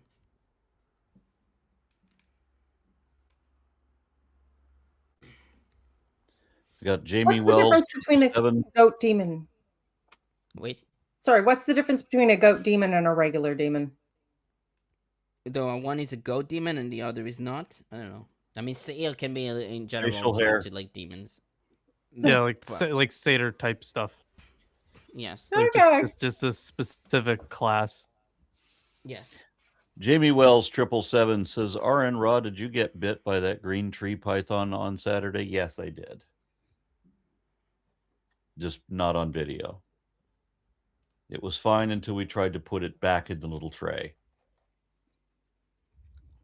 And it turned around. It didn't like that. No, it didn't like that. And then we're up to 200 because Alira the Free sent another 50 RN Raw gift memberships. Thank you very much. Alira out of her mind. Alira is our hero. And then Boom Delted says, RN Raw, thank you for your videos. You saved my sister from a religious maniac who kept her suppressed under religious bullshit. She now got a new loving family. Well, I would love to hear the details in that. I am so relieved for you and your family and your sister. Oh my God, that is. Whew. Yes. Yeah. Every soul free. Yeah. PM me, the story there, if you would, please. Anyway. Okay. On 22, which is 23, Gerstenberger notes that some commentators, like Albright, Dahoud, and Fensham, have suggested that Bashan should be understood as snake or primordial dragon, based on one Ugaritic text, the likely parallelism with the sea, and the restricted and hardly fitting meaning of the mountain name Bashan. He writes that in this case, we hear a message about the mythical salvation of the adherents of this god, which had to be specified in the contemporary wording. While Tate notes that the reading of Bashan as serpent is more plausible and has been accepted by others, he writes that without emendation, the lack of an object is still a problem. And the contrast between the mighty mountain of Bashan in verse 16 and the depths of the sea is strong enough.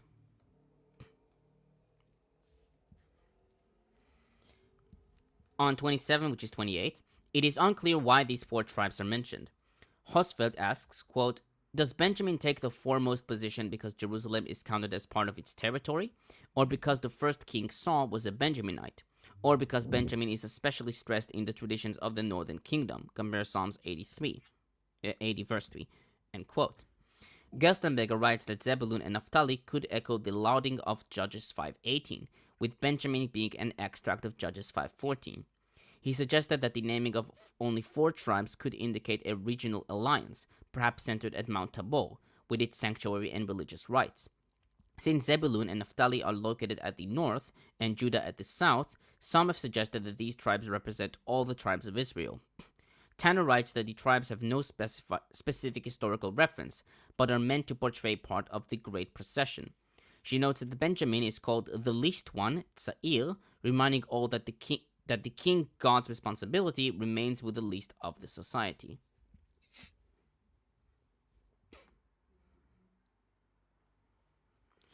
On 30, which is 31, several commentators have suggested that these beasts represent historical and geographic reference, most notably Egypt. Tate notes that Egypt is associated with the reeds, as in 2 Kings 18:21, Isaiah 19:6, 36:3, and Ezekiel 29:6, and described in terms of a large dragon-like beast, Rahab, in Isaiah 37, and Psalms 87:5. He writes that the powers of chaos embodied in land and sea monsters lie in the background, with the animals embodying the forces opposed to Yahweh and the ordered life of his people. Although some have differentiated between the beasts described as portraying different nations, Briggs and Bottomweiser suggesting that the bulls are Assyria and Babylon, and the calves as allied states of the Grey powers, or allies of Chatzor, according to Gray, Tate writes that we likely have the use of animal analogies for human beings, with the bulls representing the leaders and the calves referring to soldiers and the people.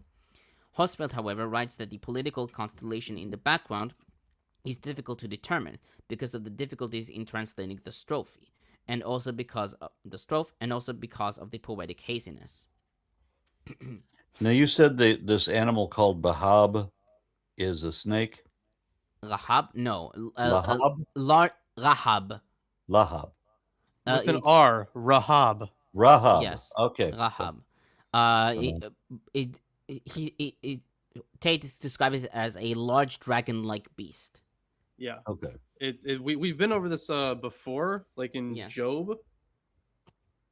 Like it's one of the names for essentially the primordial chaos. Okay. The Leviathan, the Chaos Monsters. I All just that needed jazz. to. I hadn't added that name to the list of possible names for pets.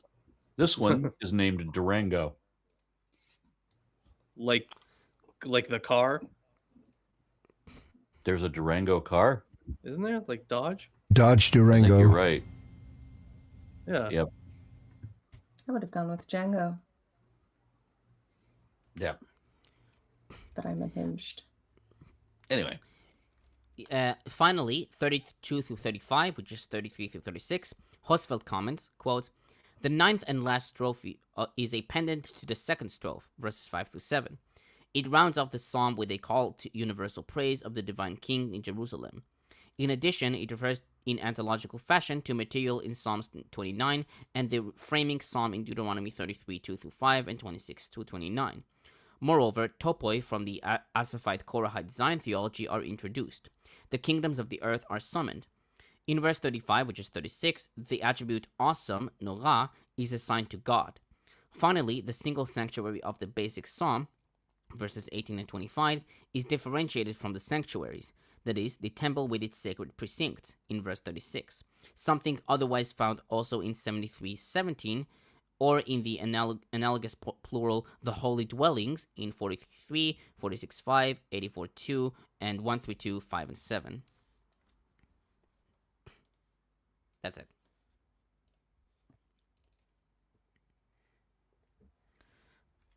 And we don't have Aaron for the next. All right. Well, in that case, I guess I'm reading this one, but because our dear leader is not here, you're getting the Donald. No, I'm kidding. You're not getting the Donald. You're not getting the Donald. But I will read this. So Psalm 69 to the leader, according to Lilies. Hey, of make David. up so I can read my line. Now, who is this? I I've think never Aaron seen him wants to before. read. This is my first time seeing him. No, you can go ahead, Aaron. And you wonder why I drink. All right, so it's 69 then? Nice. Yes. Yes. Okay. All right. Save me, oh God. Wait. Well, the- Wait. What? Forgot the title. What? You forgot the title. I said the We need to title. read the title. Yeah, He did say the title. yeah. From the Lauren director said of it. music to the tune of Lilies. Thank you. Well, I have to the leader according to Lilies of David. On Shoshanim, if you want to use the Hebrew term, but whatever. Okay. Excuse me for not using the Hebrew term. Yeah, shame on you. Save me, O God, for the waters have come up to my neck.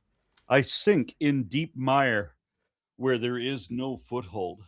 I have come into deep waters, and the flood sweeps over me. I am weary with my crying. My throat is parched. My eyes grow dim with waiting for my God. More in number than the hairs on my head are those who hate me without cause. Many are those who would destroy me, my enemies who accuse me falsely. What did I steal? Must I not? What I did not steal, must I now restore? O God, you know my folly. The wrongs I have done are not hidden from you. Do not let those who hope in you to put to shame because of me.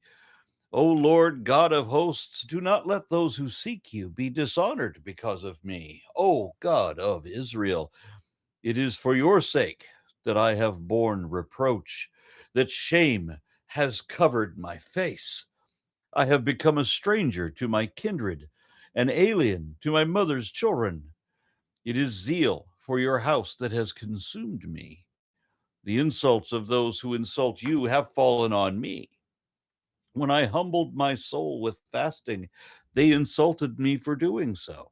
When I made sackcloth my clothing, I became a byword to them. I am the subject of gossip for those who sit on the gate and the drunkards who make songs about me. But as for me, my prayer is to you, O Lord, at an acceptable time, O God.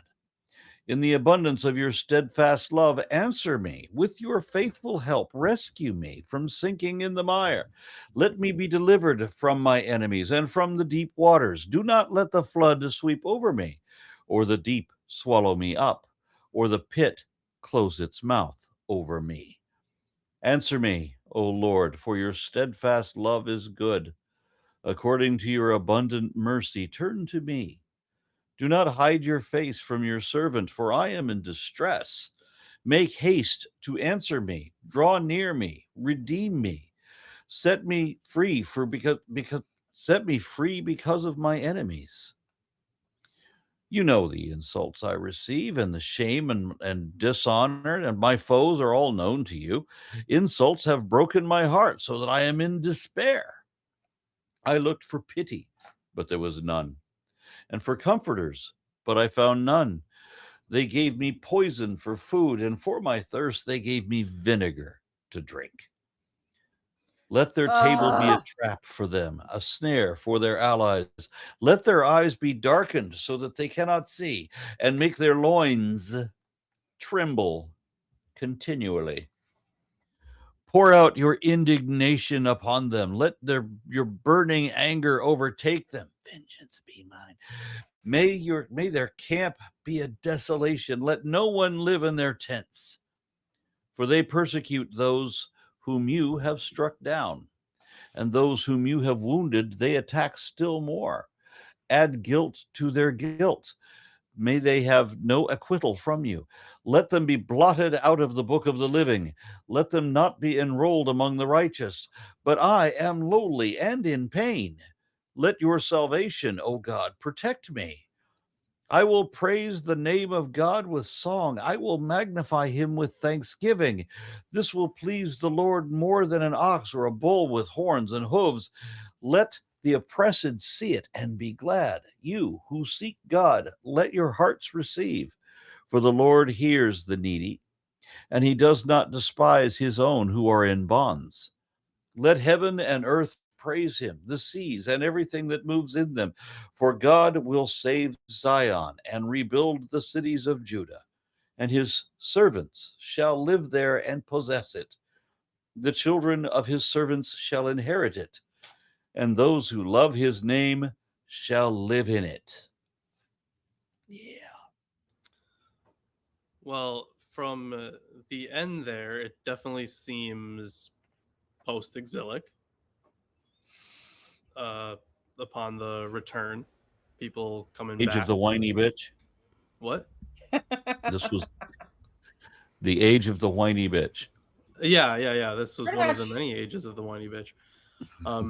So there are a few things I want to point out. So if we take quite a lot of this, right? So especially verses 1 through 3, and then verses, basically verses 14 through 15. A lot of that stuff also, a lot of this imagery, a lot of this language also pops up in Jonah when he is sinking, going down to the depths. He prays, and he's all like, "Don't let the flood waters surround me," and that kind of stuff. So it definitely reminded me of that kind of prayer, the same type of prayer for help.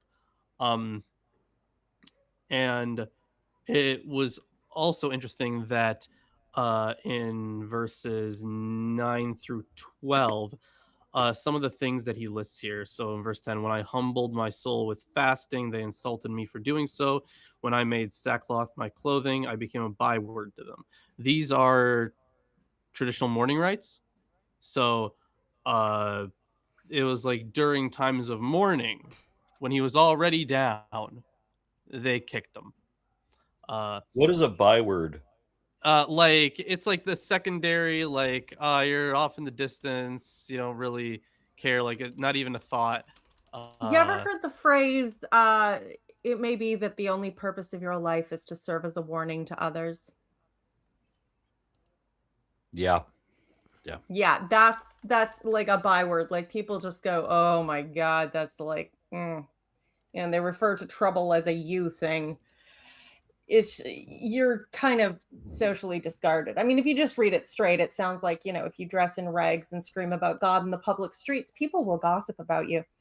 But clearly, yeah, like you said, mourning rites.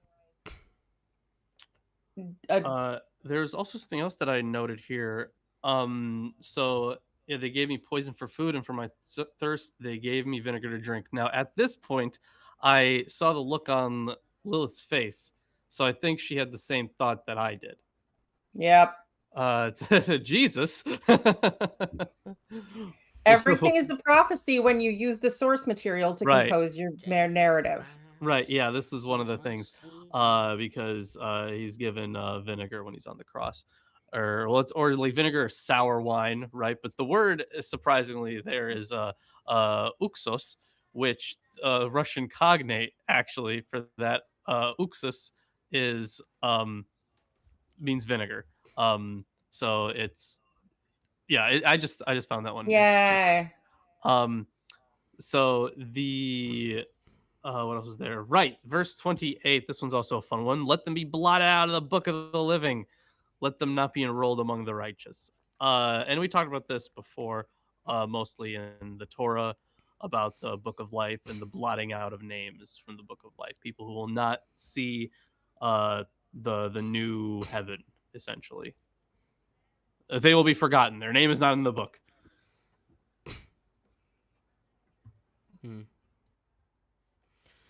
Okay. So Zenger notes that scholars are divided whether the psalm represents an original unit or one that developed through successive stages. Some commentators, like Dom, Briggs, and Briggs, suggest that the psalm is composed of two different psalms, verses 2 through 32 and 33 through 37, which were composed from different situations of origin and attribute them to different authors. Instead, Zenger notes a middle approach, in which the psalm was grown in stages, i.e., as a unit arising from compositional and redactional activity. He notes that Norbert Tillman suggested a three-stage process of origin for the psalm. According to Tillman, the basic psalm consists of verses 2 through 5, 14 through 19, 31 through 34, and regards this text as a late pre-exilic causal formula. The sections, including verses 6 through 14b and 20 through 30, go back to the first continuation, quote-unquote, i.e. the second level of development, and are on the one hand clearly distinct from the basic text, but on the other hand presuppose it. This continuation introduces into the psalm the internal Jewish conflicts that existed in the post-exilic community at Jerusalem. In the second continuation, the third level of development, the praise is universalized, collectivized, and eschatologized by verses 35 to 37. According to Tillman, the temporal ordering of this second continuation, with its Zion theology shaping, leads us in any case to the post-exilic period, the epoch of Nehemiah, in 445 through 433 BCE, the time of the restoration of the walls of Jerusalem and the rebuilding of the cities of Judah. If, however, we read verse 36 metaphorically, then the final form of Psalm 69 could be dated later. Zenger thus suggested that the psalm was developed as follows. 1. The primary psalm, verses 2 through 5 and 14c through 19, 31, written in the pre-exilic era, was the prayer of lament of an individual shaped by of the gods of chaos. 2. This psalm was continued by expansion of each of the three structural elements by verses 6 through 14b, lament, verses 20 through 30, petition, and verses 32 through 34, vow of praise. He notes that it is striking that this continuation, quote-unquote, is strongly oriented to the book of Jeremiah, and that it is marked by the theology of the poor that reveals itself also in Psalms 70 through 72. Thus, it is likely that the expansion comes from the reduction that assembled Psalms 69 through 72 as the conclusion to the second Davidic Psalter, and was in part responsible for their composition. 3. The call to cosmic praise because of the rescue of Zion and the rebuilding of the cities of Judah in verses 35 to 37 is connected to the redactional conclusion in 51, 20, and 21. Zenger writes that this Zion theological perspective, in combination with the servants of Yahweh or the seed of the servants of Yahweh, belongs within an overarching redaction, which has strong ties to the final composition of the book of Isaiah. That's it. Yeah, when we do the prophets, we're going to have to make some notes about the connections between which prophets were talking shit about other prophets, and then we have to put them together in canon and pretend they were both on the same side. Jeremiah is just iconic for that. And Ezekiel has some hot takes, which is, I think, one of my favorite things, even though we're not there yet, but one of my favorite things is that in Jeremiah it says, don't listen to the prophets raised in Babylon. Guess which prophet famously raised in Babylon? Ezekiel. Ezekiel was famously raised in Babylon.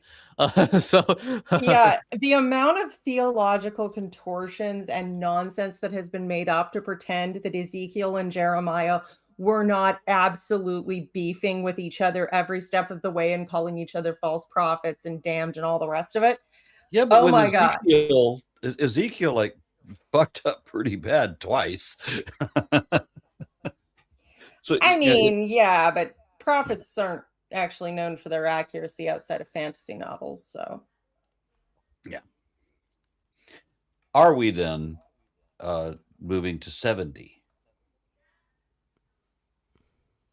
Laurent? Yeah, we can. Yeah.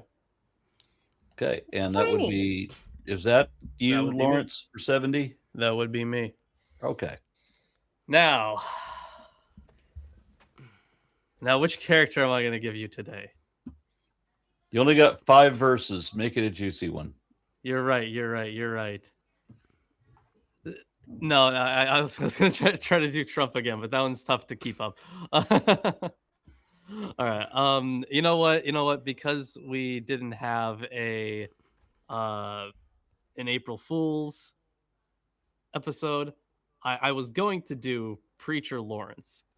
I was gonna go, over the top, kind of, Southern Baptist style. It. Yeah.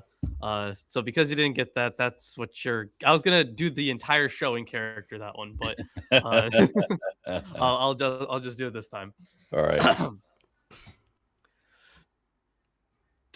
And as the psalmist spoke, to the leader of David for the memorial offering, be pleased, O God, to deliver me. O Lord, make haste to help me. Let those be put to shame and confusion who seek my life. And we all know who he's talking about here. It's those damn liberals. Let those be turned back and brought to dishonor, for they are dishonorable. That is something that the Lord says all the time. Who desire to hurt me because I care. I care so much, and I care about the word of God. They desire to hurt me, and you. Let those who say, "Aha, ha," turn back because of their shame. That's right, they laugh, but they can no longer laugh in the face of God. Let all who seek you rejoice and be glad in you. Let those who love your salvation say evermore, God is great, holy is he, holy of holies. But I am poor and needy. Hasten to me, O God. You are my helper and my deliverer. O Lord, do not delay, for I am poor and needy. We are now passing around.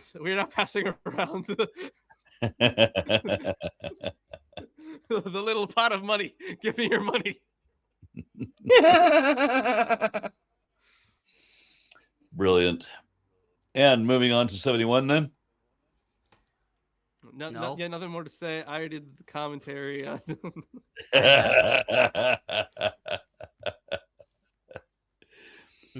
Tomer, what do you got for these 5 verses? So Psalm 70 is almost identical with Psalms 40, 13 through 17, which is 14 through 18, with minor deviations. Krauss suggested that Psalm 70 was an independent song that was appended to Psalms 41 through 12, which is 2 through 13. But Tate notes Craigie's opinion that Psalms 40 is the original and hence oldest composition, while 70 is an adaptation and abbreviation, possibly undertaken to permit popular usage of a part of the psalm, but more likely dating from a period when royal psalms and liturgies were no longer in use. He thus suggested that Psalm 70 is a salvaged psalm, quote unquote, for use in a time after the monarchy, during the exile or later. Tate, however, writes that the differences between Psalms 40 and 70 can be explained better as adaptation of material from 70 to 40, or that they are two versions of common poetic material. Zenger writes that the petitioner's self-description as poor and needy, quote unquote, in verse 6a, and the theologically reflective contrasting of the enemies and those who seek God, in verses 3 through 5, point to the polarization of the post-exilic society. He suggests that if the concluding petition in verse 6 is an allusion to Deuteronomy 7:10 and Isaiah 46:13, the late exilic period would be a terminus post quiem. He adds that because of its conventionalized language and the vagueness of the descriptions of the enemies and the crisis, this psalm was probably conceived as a formula to be used in a variety of different situations. Gerstenberger labeled the psalm as an individual complaint, dealing with the personal calamities of people affected by unspecified ills. He wrote that such sufferers and their ritual assistants identify the causes of harm done, and they come up with the maliciousness of unnamed personal enemies, which was at the time a popular option to explain any kind of misery or bad luck. In a private prayer ceremony, the hurts are to be healed, the patient is to be restored. He writes that the anticipated praise in verse 5 visualizes a larger community of God-fearing people, and the designations of which suggest not a familiar or neighborhood assembly, but a congregation of exilic adorers of Yahweh. He adds, however, the haphazard use of divine names testifies to confessional flexibility. That's it. We move on to 71 then? Yes, and I'm reading this, I think. Okay. No, Lilith. No, it would be Lilith. I'm this supposed to time. be reading this, aren't yeah, I? Sorry, Yes. sorry, Wow, I forgot. Tomer I'm forgetting sorry. about I'm the sorry, woman. I Wow. forgot. It was 72 I'm reading. I forgot. Too much stuff to do. Psalm 71. No title. In you, O Lord, I have taken refuge. Let me never be put to shame. Rescue me and deliver me in your righteousness. Turn your ear to me and save me. Be my rock of refuge, to which I can always go. Give the command to save me, for you are my rock and my fortress. Deliver me, O my God, from the hand of the wicked, from the grasp of evil and cruel men. For you have been my hope, O sovereign Lord, my confidence since youth. From birth I have relied on you. You brought me forth from my mother's womb. I will ever praise you. I have become like a portent to many. But you are my strong refuge. My mouth is filled with your praise, declaring your splendor all day long. Gosh, we're all really impressed down here, I can tell you. Do not cast me away when I am old. Do not forsake me when my strength is gone, for my enemies speak against me. Those who wait to kill me conspire together. They say, God has forsaken him. Pursue him and seize him, for no one will rescue him. Be not far from me, O God. Come quickly, O my God, to help me. May my accusers perish in shame. May those who want to harm me be covered in scorn and disgrace. But as for me, I will always have hope. I will praise you more and more. My mouth will tell of your righteousness, of your salvation all day long. Though I know not its measure, I will come and proclaim your mighty acts, O sovereign Lord. I will proclaim your righteousness, yours alone. Since my youth, O God, you have taught me. And to this day, I declare your marvelous deeds. Yeah, I agree with my body. Even when I am old and gray, do not forsake me, O God. Do it sooner. Till I declare your power to the next generation, your might to all who are to come. See, I'm still useful to you. Your righteousness reaches to the skies, O God. You who have done great things. You stop that. I can't help it. Sucking God off is incredibly boring.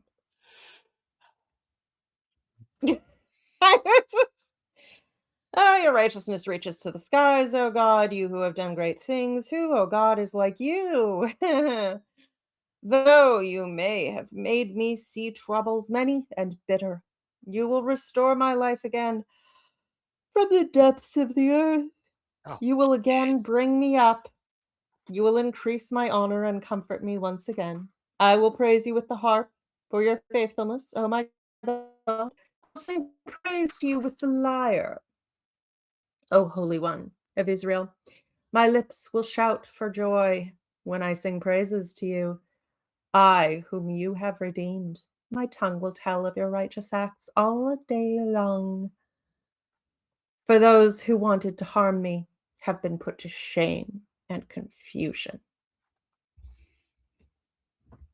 My version says disgrace. Eh. Yeah. I would have translated, confusion and disgrace must be different words. I mean, normally, yeah, I suppose in this context you can kind of see some overlap because it's all about the righteousness but I mean Lawrence has a much more interesting God. Yeah, currently in what's it called? Cap paralysis. Yeah, well, you can't move. It's a universal law. Yep. Okay. Tomer? So, yes. So, the exact genre of Psalm 71 is undetermined. Gerstenberger notes that Gunkel affirms the existence of form elements of complaint, confidence, and hymn, interpreting the whole poem in biographical terms. He writes that while most commentators follow Gunkel, Mowinckel grouped Psalm 71 with the national protective psalms in the I form. Instead, he takes Psalm 71 as, quote, a meditative variation of an individual complaint in the mood of Torah piety, end quote. Tate writes that the psalm has more characteristics of an individual lament than of any other type, noting the petitions, complaints, and vows to praise when relief comes. He notes, however, that elements of confidence, thanksgiving, and praise are smoothly modulated into the content. He writes that Psalm 71 is, quote, a kind of confident, even jubilant psalm of lament, end quote.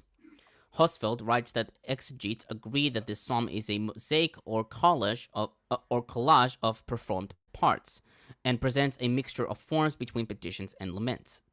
Regarding dating the psalm, he writes that the mixture of traditional elements of the prayer of petition and individual lament, and the close relationship to very particular passages in other psalms, have led to the unanimous opinion that this psalm most probably belongs to the early post-exilic period.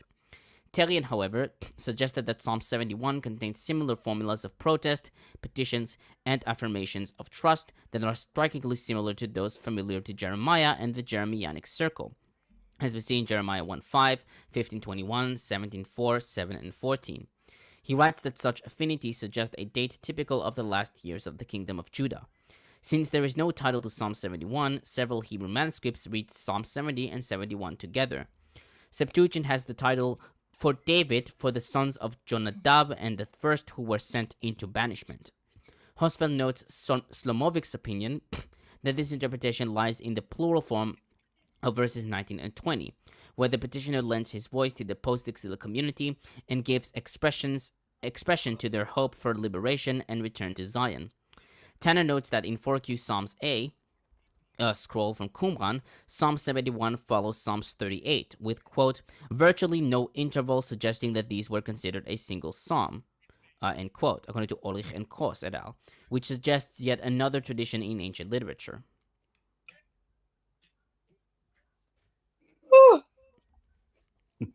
That's it. I'm sorry, you're not the only one who had trouble falling asleep last night. Okay. Insomniacs Unite. Are we moving on to 72? Well, that depends. Actually, that would end book 2. Yes. Oh, actually. Yeah, that's a good point. Yeah, And Allure the Free sent 50 RN Raw gift memberships, which takes us up to 300. Huge. We love Alira. Yeah, huge. Okay. And how many verses are in 72? 20. Yeah. So that's Tomer. And make sure you remember the title, Tomer. Of Solomon. That's the that's the title. Yes. Prayer for guidance and support for the King of Solomon. No, just of Solomon. That's it. Okay. Oh God. Sorry, I just need to move this here. Okay. No. Okay. No. Fuck. There we go. Okay. O God, endow the king with your judgments, the king's son with your righteousness, that he may judge your people rightly, your lowly ones justly. Let the mountains produce well-being for the people, the hills the reward of justice. Let him champion the lowly among the people, deliver the needy folk, and crush those who wrong them. Let them fear you as long as the sun shines, while the moon lasts generations on end. Let him be like rain that falls on a mown field, like a downpour of rain on the ground. That the righteous may flourish in his time, and well-being abound till the moon is no more. Let him rule from sea to sea, from the river to the ends of the earth. Let desert dwellers kneel before him, and his enemies lick the dust. The kings of Tarshish and the islands pay tribute. Kings of Sheba and Seba offer gifts. Let all kings bow to him, and all nations serve him. For he saves the needy who cry out, the lowly who have no helper. He cares about the poor and the needy. He brings the needy deliverance. He redeems them from fraud and lawlessness. The shedding of their blood weighs heavily upon him. So let him live and receive gold of Sheba. Let prayers for him be said always, blessings on him invoked at all times. Let abundant grain be in the land, to the tops of the Lebanon. Let his crops thrive like the forest of Lebanon, and let men sprout up in towns like country grass. May his name be eternal, while the sun lasts, may his name endure. Let men invoke his blessedness upon themselves, let all nations count him happy.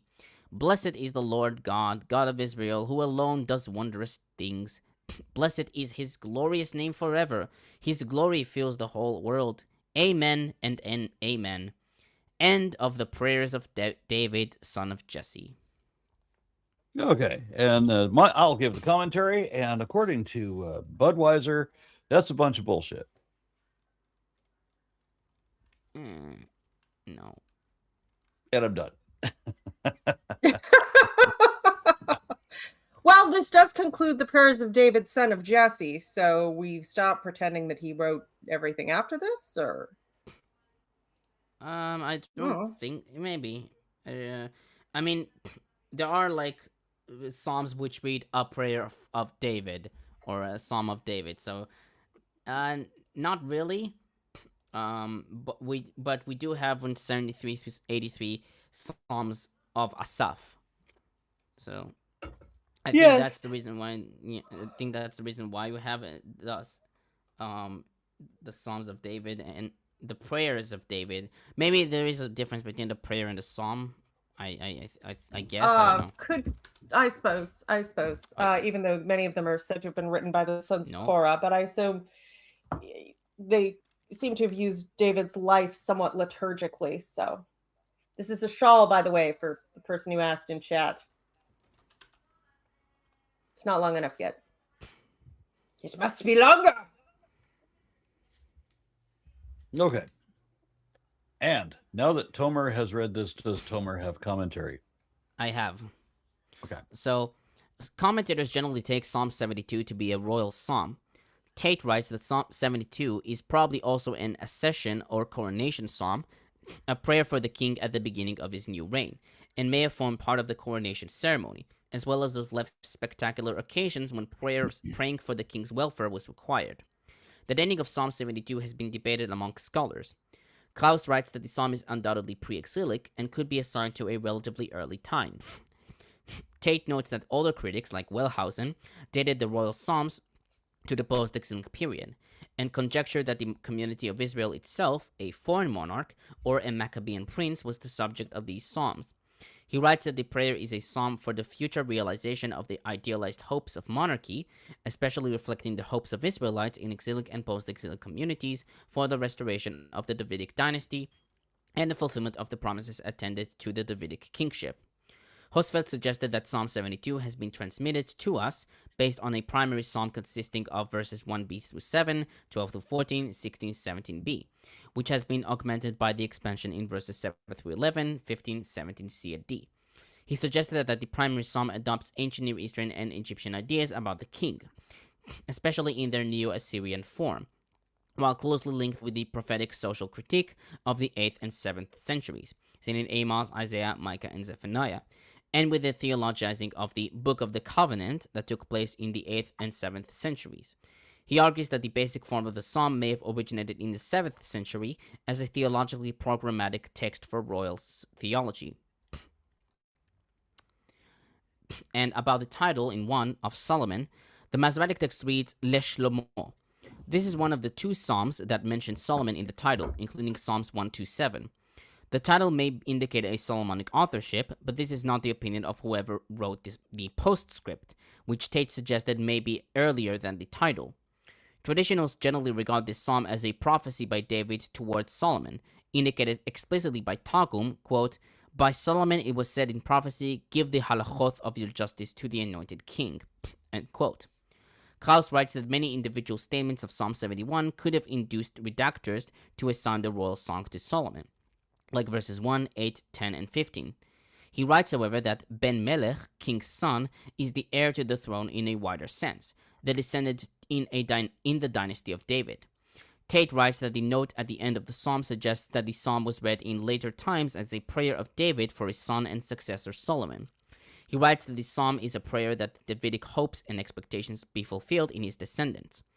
Tanner writes that the psalm's superscription and the last words in verse 20 serve to place the psalm's first 2 books with the story in 1st and 2nd Samuel, where we meet and hear of David and Israel's beginning. The last prayer of David is for the next monarch, a coronation hymn.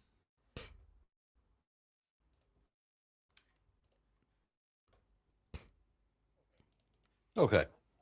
And now, as Isaac pointed out, we will be meeting up on Yes. Saturday, right? Are we That all was good think for I am. Saturday? what I understood. Okay. Yep, that's perfectly fine. Yes. Okay, very good. All right, then. And with nothing more to say... make sure you join the Behold Network Discord. That's something you have to do. There are no other Discords. That is the only one that exists. It is the one true Discord. Yep.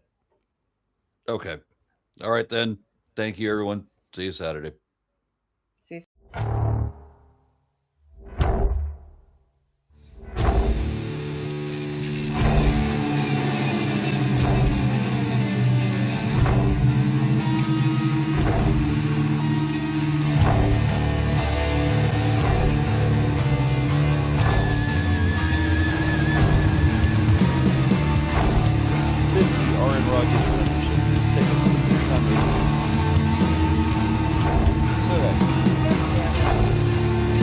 Now. Okay, gotcha.